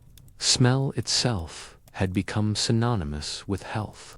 If one's odor was sweetened with musk or cloves, the assumption was that the body was less vulnerable to plague or infection. Interestingly, some monarchs cultivated reputations that combined cleanliness with moral discipline. Queen Elizabeth I of England is often remembered for her fondness for perfumes and her insistence on changing clothes daily. Chroniclers reported that she took a bath once a month whether she needed it or not. A comment meant less as criticism and more as a reflection of prevailing norms. Regular immersion in water was still rare, but ritual purification through cloth, scent, and controlled routines demonstrated civility. Meanwhile, Southern Europe retained slightly stronger traditions of water use. In Spain, for instance, the legacy of Moorish bathhouses persisted well into the early modern era. Even after the expulsion of Muslims in the late 15th and early 16th centuries, certain towns maintained baras as cultural holdovers. Authorities, however, often regarded them with suspicion, associating them with foreignness and impurity. By the 17th century, many of these establishments were either closed or restricted, reflecting a broader European mistrust of communal bathing. Medical literature reinforced these suspicions. Doctors warned that hot water could dangerously open the pores, making the body susceptible to the entry of plague, miasma, or bad air. Cold water, by contrast, was thought to shock the humors and destabilize the balance of the body. Only tepid water, carefully managed, was considered siphoned. Even then, it was to be applied sparingly. This is why sponging the body with a damp cloth, often infused with vinegar or herbs, became a standard practice among those cautious of full immersion. Despite this growing fear of water, paradoxes abounded. In certain Renaissance cities, fountains and ornamental waterworks flourished as signs of civic pride. Rome, Florence, and Paris invested in grand public fountains that provided water not only for drinking, but also for ritual washing of hands and faces. Here, water symbolized purity and renewal, even as physicians advised against bathing the whole body. This contrast between symbolic and practical uses of water reveals how bathing was as much cultural as it was hygienic. By the 17th century, an even sharper divide had emerged between public perception and private practice. In France, the court of Louis XIV became the model of elegance, yet also the most striking example of limited bathing. The Sun King himself reportedly bathed only a handful of times in his long life, preferring instead to be rubbed down with alcohol or vinegar-scented cloths. His courtiers followed suit, dousing themselves in perfumes and powders rather than immersing in tubs. To outsiders, this seemed shocking, but to contemporaries, it represented health, status, and refinement. Still, not everyone conformed.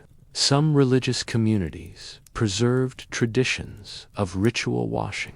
Certain monasteries maintained baths for purification before entering sacred spaces. Pilgrims traveling to shrines, often washed in rivers or springs, believed to have holy properties.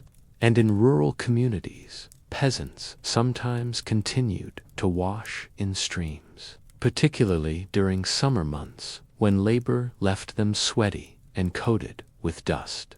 These practices, however, were considered rustic, even backward, by urban elites. The contradictions of the period are striking. Fountains celebrated water, while physicians feared it. Peasants washed in rivers, while nobles soaked in perfumes. Cleanliness was equated not with bathing, but with fresh linen and controlled scents. What remained consistent was the link between hygiene and morality. To be clean was to be orderly, virtuous, and respectable, even if that cleanliness rarely involved soap and water. As the 16th and 17th centuries unfolded, the fear of water did not eliminate the desire for cleanliness, it merely reshaped it. Manuals of household management, particularly those written for the gentry and aspiring middle classes, reveal how people attempted to maintain hygiene in the absence of frequent bathing. One striking trend was the emphasis on spot cleaning, often with sponges or cloths dipped in scented solutions. Recipes for these concoctions circulated widely, blending vinegar, rose water, and camphor. The logic was simple: a wipe to the face, hands, and sometimes the underarms would suffice to refresh the body without the risks of immersion. Even more intriguing was the advice surrounding hair care. Washing hair in water was discouraged. Instead, people used powders of orris root, lavender, or even crushed starch to absorb oil and leave a perfumed residue. Combing became a daily ritual, not just to detangle, but to redistribute natural oils and to symbolically cleanse the scalp. Elaborate combs of ivory or boxwood were treasured possessions, passed down in wills and inventories, underscoring their value in this altered hygiene system. Among the wealthy, bathing itself sometimes became a carefully staged event rather than a regular occurrence. In France, there are records of portable wooden tubs being set up in chambers filled with warmed water infused with herbs. A noblewoman might step into such a bath only occasionally, but when she did, it was treated almost like a medical procedure. Physicians were often present to ensure that the water was not too hot, that the timing did not endanger her humors, and that she exited swiftly to avoid chills. The act of bathing thus shifted from casual practice to a rare, regulated ritual. Across Northern Europe, particularly in Protestant regions, religious attitudes reinforced caution. Reformers linked public bathhouses with immorality and vice, often associating them with prostitution. The closure of bathhouses in cities like Geneva, Zurich, and parts of Germany was justified not only on medical grounds, but also on moral ones. Cleanliness became more inward and spiritual, a matter of purity of the soul rather than frequent washing of the skin. This alignment of religion and hygiene norms further accelerated the decline of communal bathing.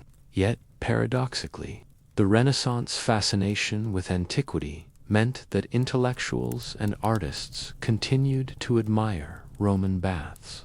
Humanist scholars translated ancient texts describing thermal springs, praising their therapeutic properties. Wealthy travelers in Italy sometimes sought out natural spas, such as those in Tuscany, where hot mineral waters still bubbled from the earth. These places, like Bagno, Vignone, or Abano Terme, became fashionable resorts, blending nostalgia for classical bathing with contemporary concerns about health. In these controlled settings, water was not feared but celebrated as curative, provided it came from nature and carried mineral strength. In contrast, the urban poor had fewer options. Parish records and civic ordinances often reveal fines imposed on those who washed clothes or themselves in city fountains or wells, acts deemed disruptive to the community water supply. Still, necessity pushed people to bend such rules. Peasants and laborers, especially in warmer months, washed in rivers, canals, or ponds. These practices survived in rural memory, even as elites increasingly distanced themselves from water immersion. Too many aristocrats, peasants, appeared uncivilized for their reliance on rivers, though ironically, the peasants may have been cleaner in body than their perfumed betters. By the 17th century, linen and scent culture had reached such importance that entire industries thrived on producing fine fabrics and aromatic goods. The Dutch Republic, with its flourishing textile trade, exported high-quality linen that became synonymous with cleanliness. Perfume houses in Paris gained international reputations, supplying scented gloves, waters, and pomanders to elites across Europe. To change one's shirt daily and dab one's wrists with rosewater was to announce refinement. In portraits of the era, figures are often shown with immaculate lace collars and cuff symbols, not only of wealth but of a clean body beneath. Medical treatises from this time frequently repeated the advice to wash little but change linen often. Doctors like Thomas Sydenham in England emphasized moderation, warning against extremes of heat or cold, but consistently recommending fresh garments as a safeguard against disease. The belief that cloth drew out impurities was not superstition in their eyes, but a scientific truth rooted in humoral logic. Even when plagues struck, people were told to avoid baths, but to wash hands in vinegar and air clothes in the sun. Sunlight, in fact, became another ally in the battle for cleanliness, and beating clothes outdoors was thought to dispel noxious vapors. Despite these common practices, notable exceptions broke through. In some courts, eccentric rulers developed unusual bathing habits. In Russia, for instance, the tradition of the banya steam bath persisted, with peasants and even czars embracing the practice of sweating out impurities in hot rooms, followed by plunges into icy water. Western Europeans often viewed this with horror, describing Russians as reckless with their health. Yet the practice endured and, by many accounts, proved more hygienic than the perfumed linens of the French court in Spain. Meanwhile, debates over bathing revealed deep cultural tensions. Moorish influence had left behind a network of public baths, hammams, and even centuries after the Reconquista, some remained active. Clergy, however, regarded them as suspicious remnants of Islamic practice. Gradually, civic authorities dismantled or restricted these establishments, further cementing Europe's turn away from communal bathing traditions. By the late 17th century, Bathing in much of Western and Northern Europe had become rare enough that when visitors from other cultures encountered it, they reacted with surprise. Ottoman travelers, for instance, commented on the lack of regular bathing among Europeans, contrasting it with the ritual washings central to Islamic life. Jesuit missionaries in Asia noted the same when comparing European habits with the frequent bathing practices they witnessed in Japan or China. In these cross-cultural encounters, Europeans often appeared paradoxically dirty despite their obsession with linen and perfume. What emerges, then, is a striking duality. Europe, during the Renaissance and early modern period, both admired water as a symbol of purity and avoided it as a substance of danger. Bathing survived in spas, in rural rivers, in religious rituals, and in eccentric courts, but for the majority, it was replaced by a culture of cloth, scent, and symbolic cleanliness. This transformation was not simply practically, was deeply tied to evolving ideas of health, morality, and identity. One of the clearest windows into changing attitudes toward bathing comes from the official records of Paris. In the 16th century, the city's parliament issued a series of bans and restrictions on public bathhouses, citing both moral corruption and fear of disease.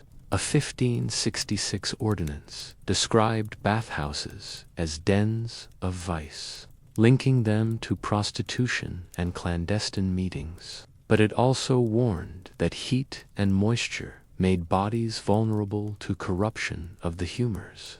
Over time, these restrictions became so severe that many bathhouses closed entirely, their tiled rooms left to crumble or be converted into private workshops.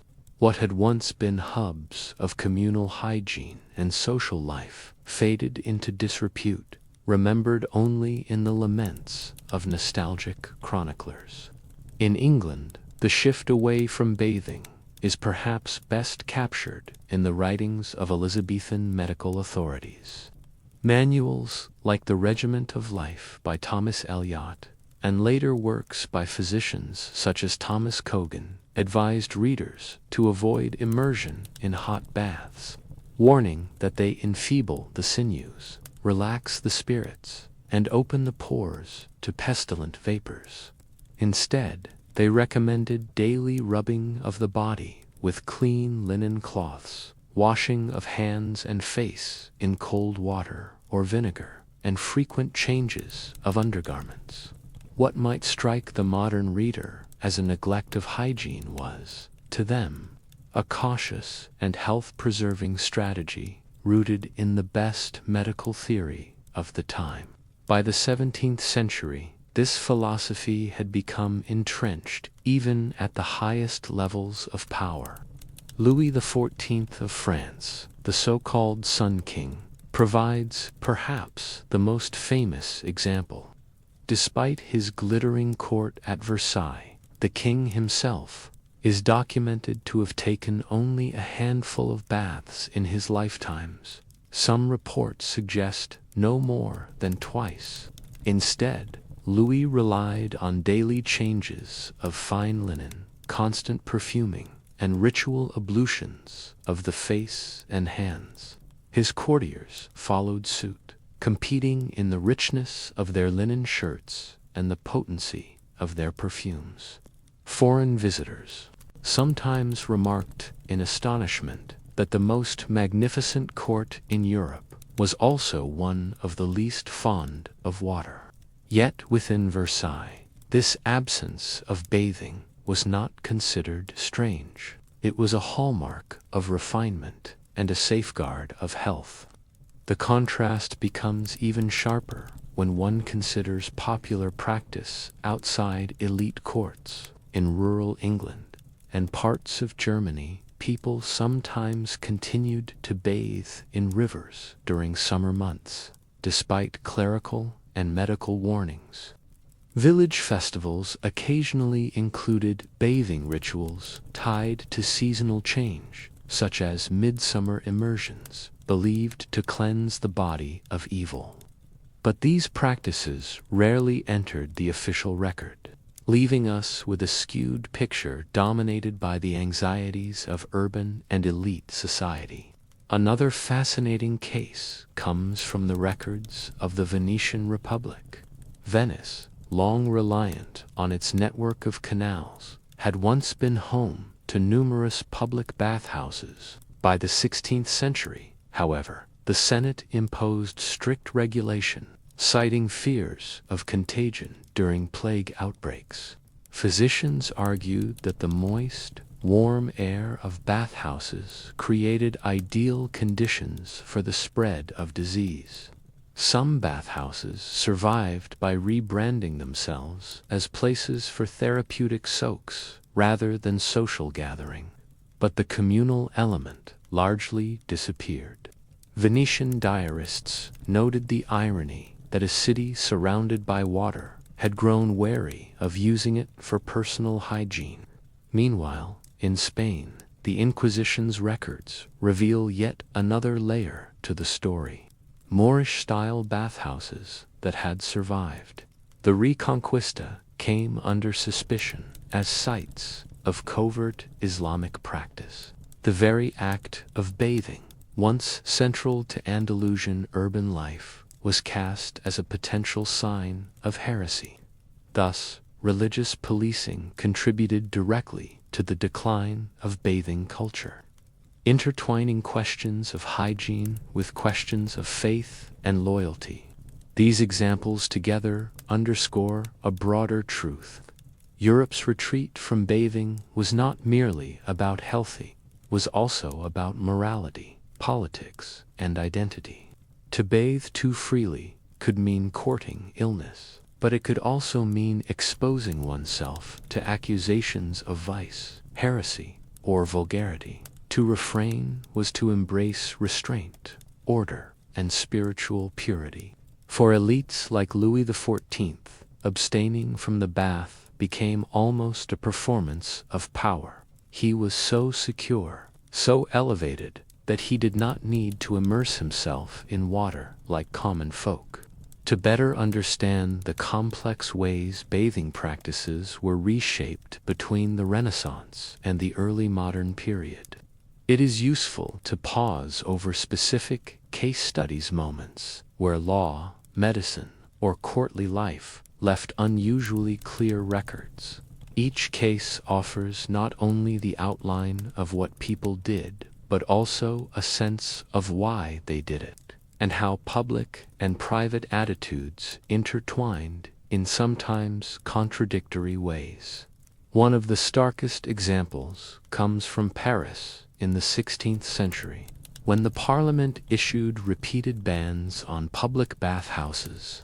These were not blanket prohibitions against bathing itself, but rather moral and medical crackdowns on establishments suspected of spreading both disease and vice. Surviving edicts complain of suspicious assemblies and filthiness of the waters, blending anxieties over prostitution with fears of contagion. For Parisian authorities, bathhouses were seen as both socially destabilizing and physically dangerous. The warm, damp air thought to open pores and allow illness to slip inside. And yet, the fact that the bans had to be reissued within the same decade suggests that the population continued to seek out these spaces despite official disapproval. It paints a picture of a city where ordinary men and women balanced risk with custom, weighing the allure of cleanliness and sociability against the heavy hand of regulation. If Parisian officials portrayed bathing as reckless, English writers of the Elizabethan period often framed it as unnecessary, even foolish. Health manuals of the late 16th century echo the Galenic suspicion of water, but they add a distinctly moral overtone. warning readers not only of illness but of vanity.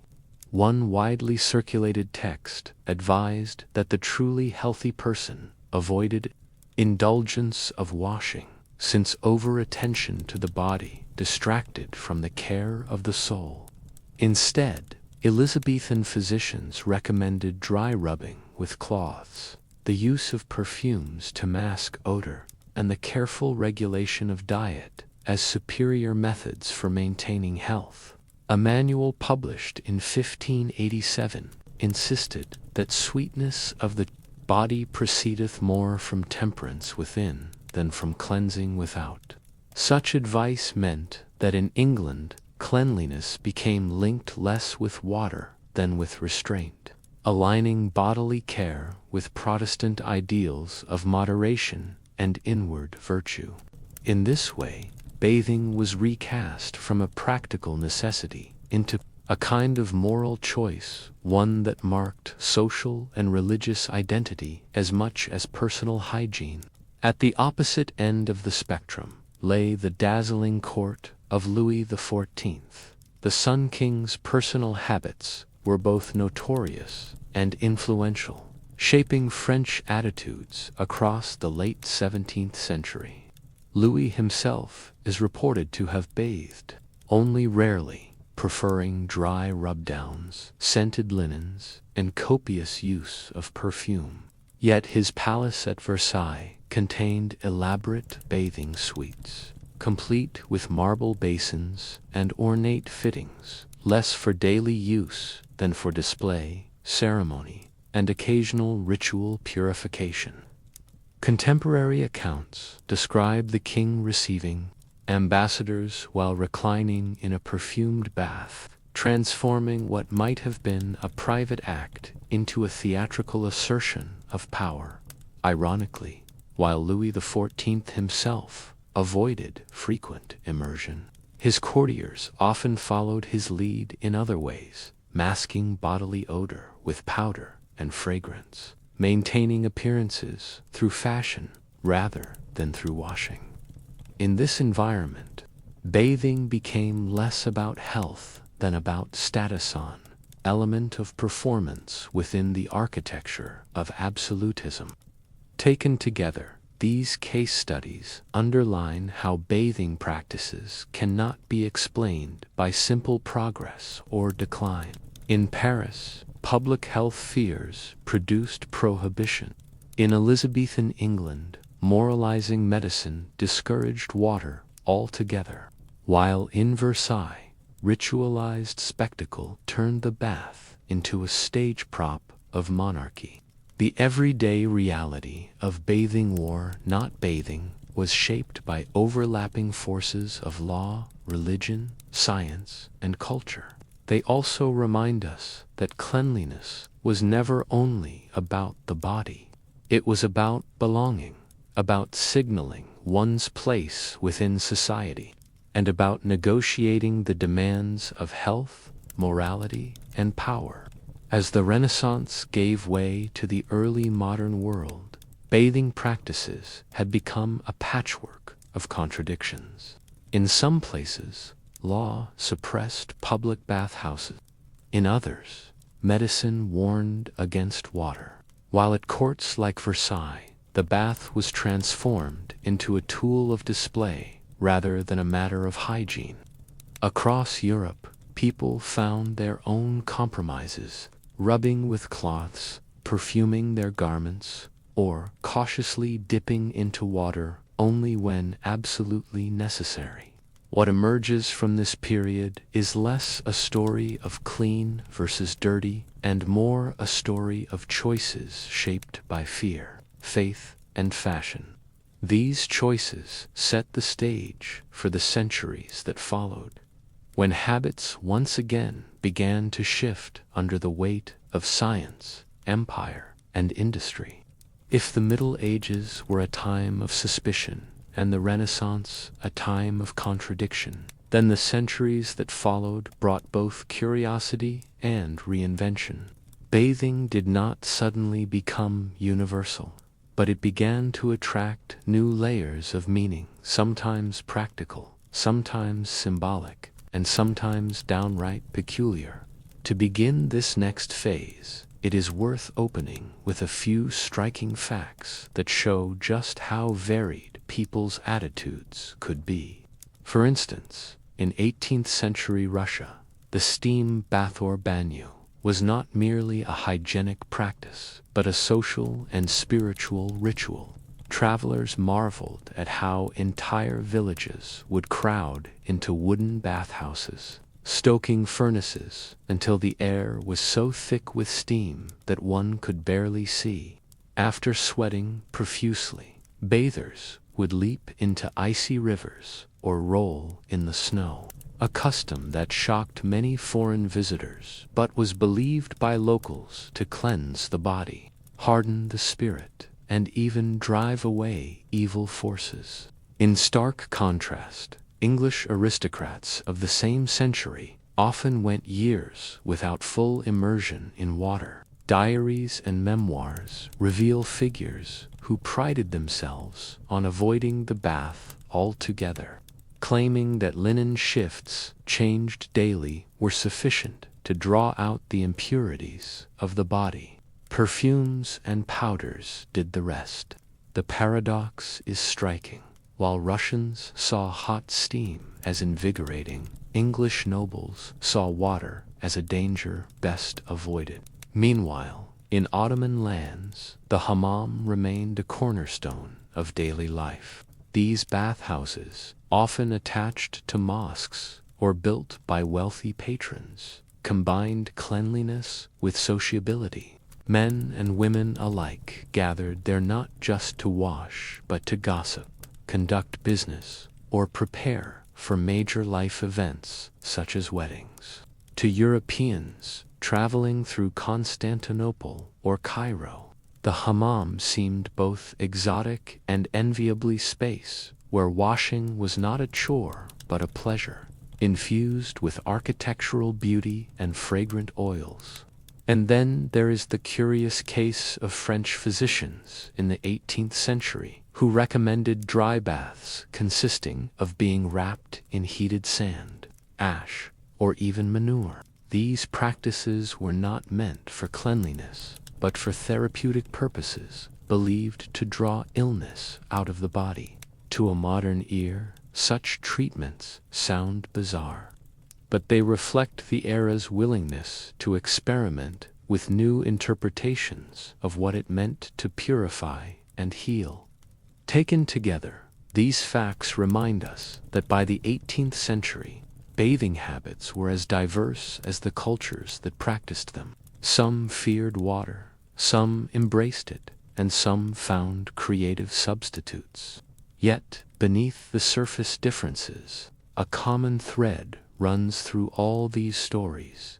Bathing, however defined, was never just about washing, it was about identity, belief, and belonging. The 18th century, sometimes called the Age of Enlightenment, did not bring a sudden return to daily washing, but it did introduce new ways of thinking about cleanliness. While many Europeans still feared the dangers of water, a slow transformation was underway, driven not only by science, but also by commerce, empire, and fashion. One of the most striking changes came with the spread of soap making as a household and industrial craft. Soap was not new. It had existed in some form since ancient times, but it had long been expensive, taxed heavily, and reserved for the wealthy. In countries like France and England, soap was often produced under royal monopoly, its manufacture guarded by guild secrets. But by the 18th century, technological advances in boiling fats with alkalis, along with the growth of trade networks that brought in new raw materials, allowed soap to become more accessible. The port city of Marseille became famous for its olive oil-based soap, pale, green, and fragrant, exported in large blocks across Europe. In England, Castile soap was imported from Spain and prized for its creamy texture. These products were still a luxury, but they hinted at a future where soap would no longer be reserved for elites. Importantly, the growing availability of soap allowed people to practice what we might call partial hygiene. Even if they feared immersing themselves in a bath, they could wash their hands, faces, or linen more effectively. At the same time, scientific theories about health and disease were shifting. Physicians of the late 17th and early 18th centuries continued to believe in the dangers of open pores. But they also began to explore new ideas about air circulation, skin, and cleanliness. Medical treatises advised against frequent immersion, but cautiously endorsed washing the face and hands with tepid water. Some recommended foot baths to stimulate circulation. Others even argued that sweat, once thought to carry out dangerous humors, might in fact trap harmful substances if not regularly washed away. This was a subtle but significant shift. While water remained feared, it was no longer universally condemned. The Enlightenment's fascination with natural philosophy, observing, experimenting, questioning began to unsettle old certainties. Meanwhile, Europe's expanding contact with other parts of the world through colonial trade and travel exposed its elites to very different bathing cultures. Missionaries, merchants, and travelers returning from the Ottoman Empire described the hammam with admiration, noting its elaborate rituals of steaming, scrubbing, and oiling the skin.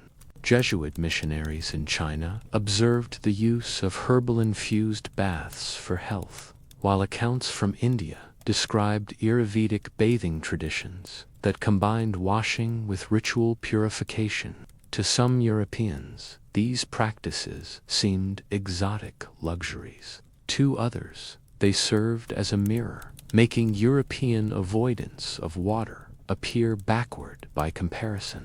Indeed, by the late 18th century, travel literature sometimes mocked the English for being the least washed nation in Europe, while praising Russians or Turks for their energetic bathing customs. Such comparisons planted seeds of self-consciousness that would blossom in the centuries to come. Among the most fascinating case studies of this era is the court of Louis XIV at Versailles. As noted earlier, the Sun King himself rarely bathed, claiming water endangered his health. Instead, he relied on perfumed cloths and frequent changes of clothing to project an image of cleanliness. Yet at the same time, the palace featured elaborate fountains, marble basins, and staged displays of flowing water. To the courtiers who gathered there, cleanliness was not about soap and water, but about the art of appearances, smelling pleasant, looking radiant, and being draped in fresh linen. The irony was striking. Versailles celebrated water as spectacle while avoiding it in practice. By contrast, across the Channel, the Georgian elite in England began to revive the practice of bathing in very particular ways. Seaside resorts like Brighton and Scarborough emerged as fashionable destinations where the rich could take the waters. Physicians prescribed immersion in cold seawater as a cure for ailments ranging from melancholy to rheumatism. Special bathing machines, wooden carts, rolled into the sea, allowed bathers to enter the water privately, shielded from public gaze. Here, bathing was framed not as hygiene but as therapy, a controlled encounter with nature believed to restore vitality. These seaside rituals reveal the contradictions of the age. On one hand, most people still avoided daily washing. On the other, plunging into the sea for health became a badge of sophistication. Water, once shunned as dangerous, was slowly being rebranded as medicinal and invigorating. It is also in this period that soap began to intertwine with ideas of morality. In Protestant regions, particularly in Northern Europe, reformers emphasized the symbolic link between physical cleanliness and inner virtue. Sermons and moral tracts urged believers to keep their households, clothing, and bodies spotless as a reflection of their godliness. This was not yet about daily bathing, but it was a powerful shift. Dirt was no longer merely inconvenient, it was sinful. By the end of the 18th century, whispers of change were everywhere. Pamphlets advertised new soap brands. Gentlemen debated the health benefits of cold baths. Women's magazines advised on how to keep one's complexion fresh with rosewater washes, and physicians, while still cautious, began to recommend more regular washing of the body, especially in urban centers, where filth and overcrowding were seen as breeding grounds for disease. Yet it is crucial to remember that this transformation was uneven.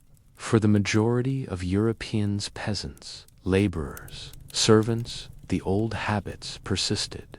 Washing was still done in basins or streams. Soap was used sparingly, if at all, and immersion in baths remained rare. The elite may have experimented with seaside cures or Turkish hammams, but for most people, cleanliness continued to mean fresh linen, perfuming, and seasonal washing rather than daily scrubbing. Still, the 18th century planted seeds of a revolution.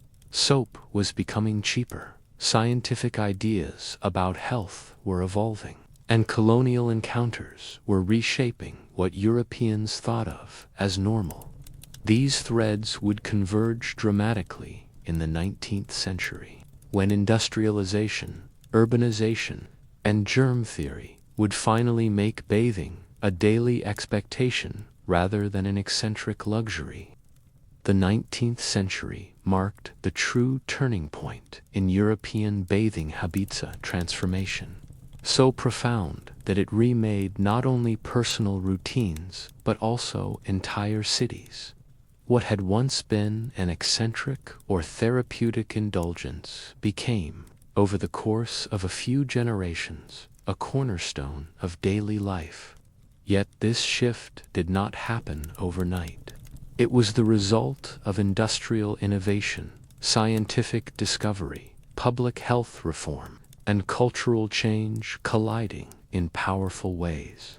One of the most important drivers of this revolution was the industrialization of soap production. For centuries, soap had been costly, restricted by guild monopolies, and taxed heavily by governments who relied on it as a source of revenue. But in 1791, a French chemist named Nicolas Leblanc developed a new method for producing soda ash, a crucial ingredient in soap making from common salt. This innovation, followed by further refinements in the 19th century, made large-scale, affordable soap production possible. By mid-century, factories in Britain, France, and Germany were churning out soap in quantities unimaginable in earlier times. Brands like Pears in England and Savon de Marseille in France marketed their products not only as necessities but as symbols of modernity. Soap was no longer a guarded luxury of the aristocracy. It was becoming a mass commodity. Crucially, this shift was accompanied by a revolution in public health thinking. The rapid growth of cities during the Industrial Revolution had created dire sanitation crises. Overcrowded housing, poor drainage, and lack of clean water made urban centers breeding grounds for cholera, typhoid, and tuberculosis. Reformers began to argue that cleanliness was not simply a private matter, but a public duty. The English reformer Edwin Chadwick in his famous 1842 report on the sanitary condition of the laboring population, insisted that disease spread through filth and could be controlled only by systematic urban cleansing, piped water, drainage systems, and facilities for washing. His ideas helped launch the Public Health Act of 1848, which laid the groundwork for modern sanitation infrastructure. At the same time, the discovery of germ theory by figures like Louis Pasteur and Robert Koch gave scientific weight to these reforms.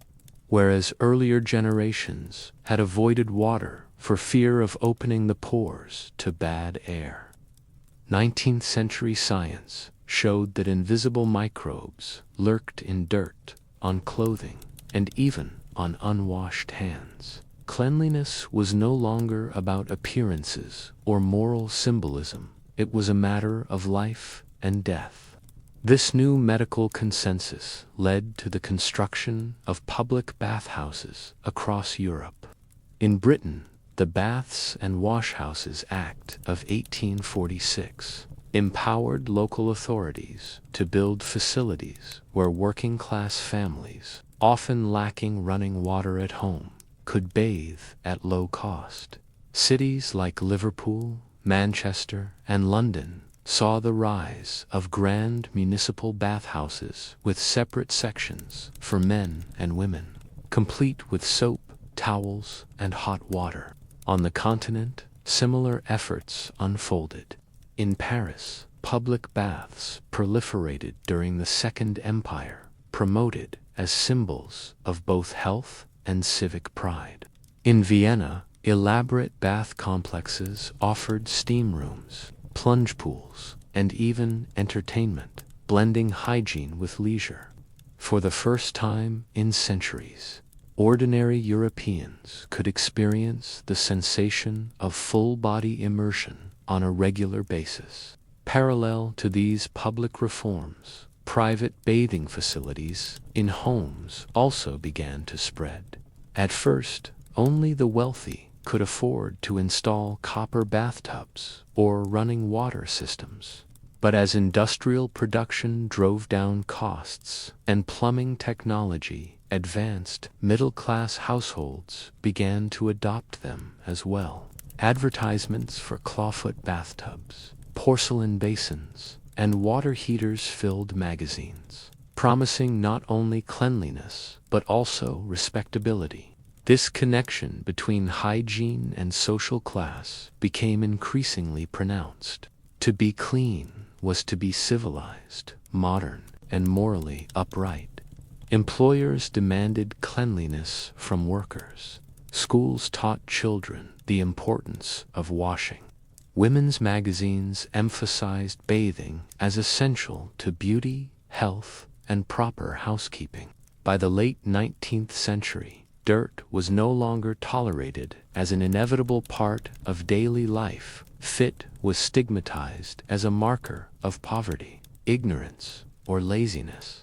One of the most fascinating aspects of this transformation is how soap companies themselves shaped culture. Through aggressive advertising campaigns, firms like Lever Brothers, makers of Sunlight soap, linked their products to progress, empire, and family life. Posters showed happy mothers scrubbing their children or white linen glowing in the sun. Soap was portrayed not only as a cleanser of the body, but as a cleanser of society itself.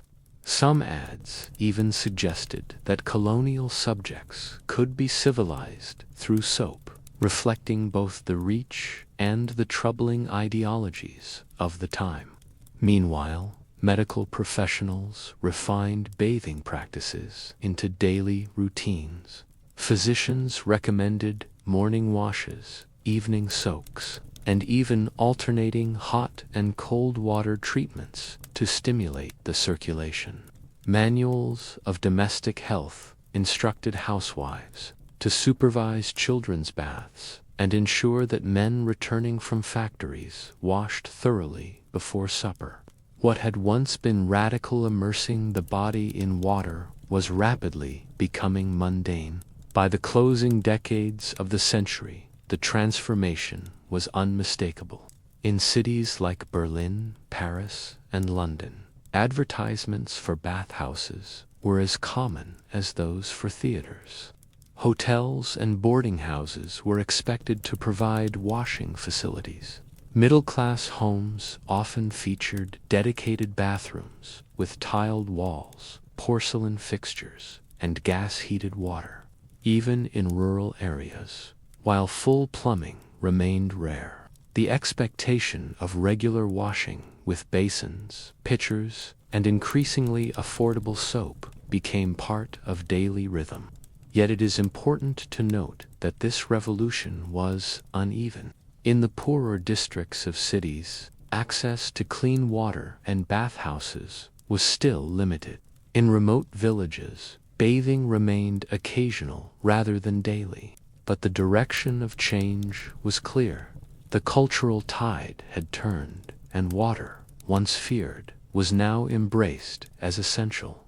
This shift also carried a deeper psychological weight. For centuries, Europeans had masked odors with perfumes, powders, and fresh linen. Now, for the first time since the fall of Rome, they pursued actual removal of dirt as the primary goal of cleanliness. The emphasis moved from appearances to substance, from hiding to purging. The very meaning of clean had changed. As the 19th century drew to a close, Europe stood on the threshold of the modern world, where daily bathing was no longer an eccentric practice, but an expectation. The habits we take for granted today, the morning shower, the evening bath, the ritual of soap and water, were born out of this century-long convergence of science, industry, and social reform. And yet, this revolution was not the end of the story. It was, rather, the beginning of a new era in which cleanliness would be tied not only to health, but also to identity, politics, and culture. By the end of the 19th century, the long and winding story of European bathing had come full circle. What had once been a daily ritual in Roman bathhouses, then a source of suspicion and fear in the medieval centuries, had finally returned in a new, industrial, scientific form. Soap factories, municipal reforms, and the careful arguments of doctors had given water a new meaning, not as a danger, but as a lifeline. It is striking to consider how much of this change occurred not in grand palaces, but in ordinary homes, schools, and public washhouses. The revolution in cleanliness was not just about luxury. It was about accessibility. From the public baths of Liverpool to the tiled bathrooms of Parisian apartments, water became part of everyday rhythm, shaping bodies, families, and even identities. Cleanliness was now more than a matter of health. It was a sign of belonging to the modern world, quiet but powerful marker of progress. Those who embraced it were seen as civilized, respectable, and forward-looking. Those who did not risk being left behind. And so, as the 19th century drew to its close, the sound of splashing water, once a rarity in European life, echoed more and more frequently behind the walls of city, houses, and rural cottages alike. The age-old fear of water was slowly forgotten, replaced with a new confidence that hygiene was not just a matter of luxury, but of life itself. It was a transformation centuries in the making, and one that would shape the rhythms of daily life well into the modern era.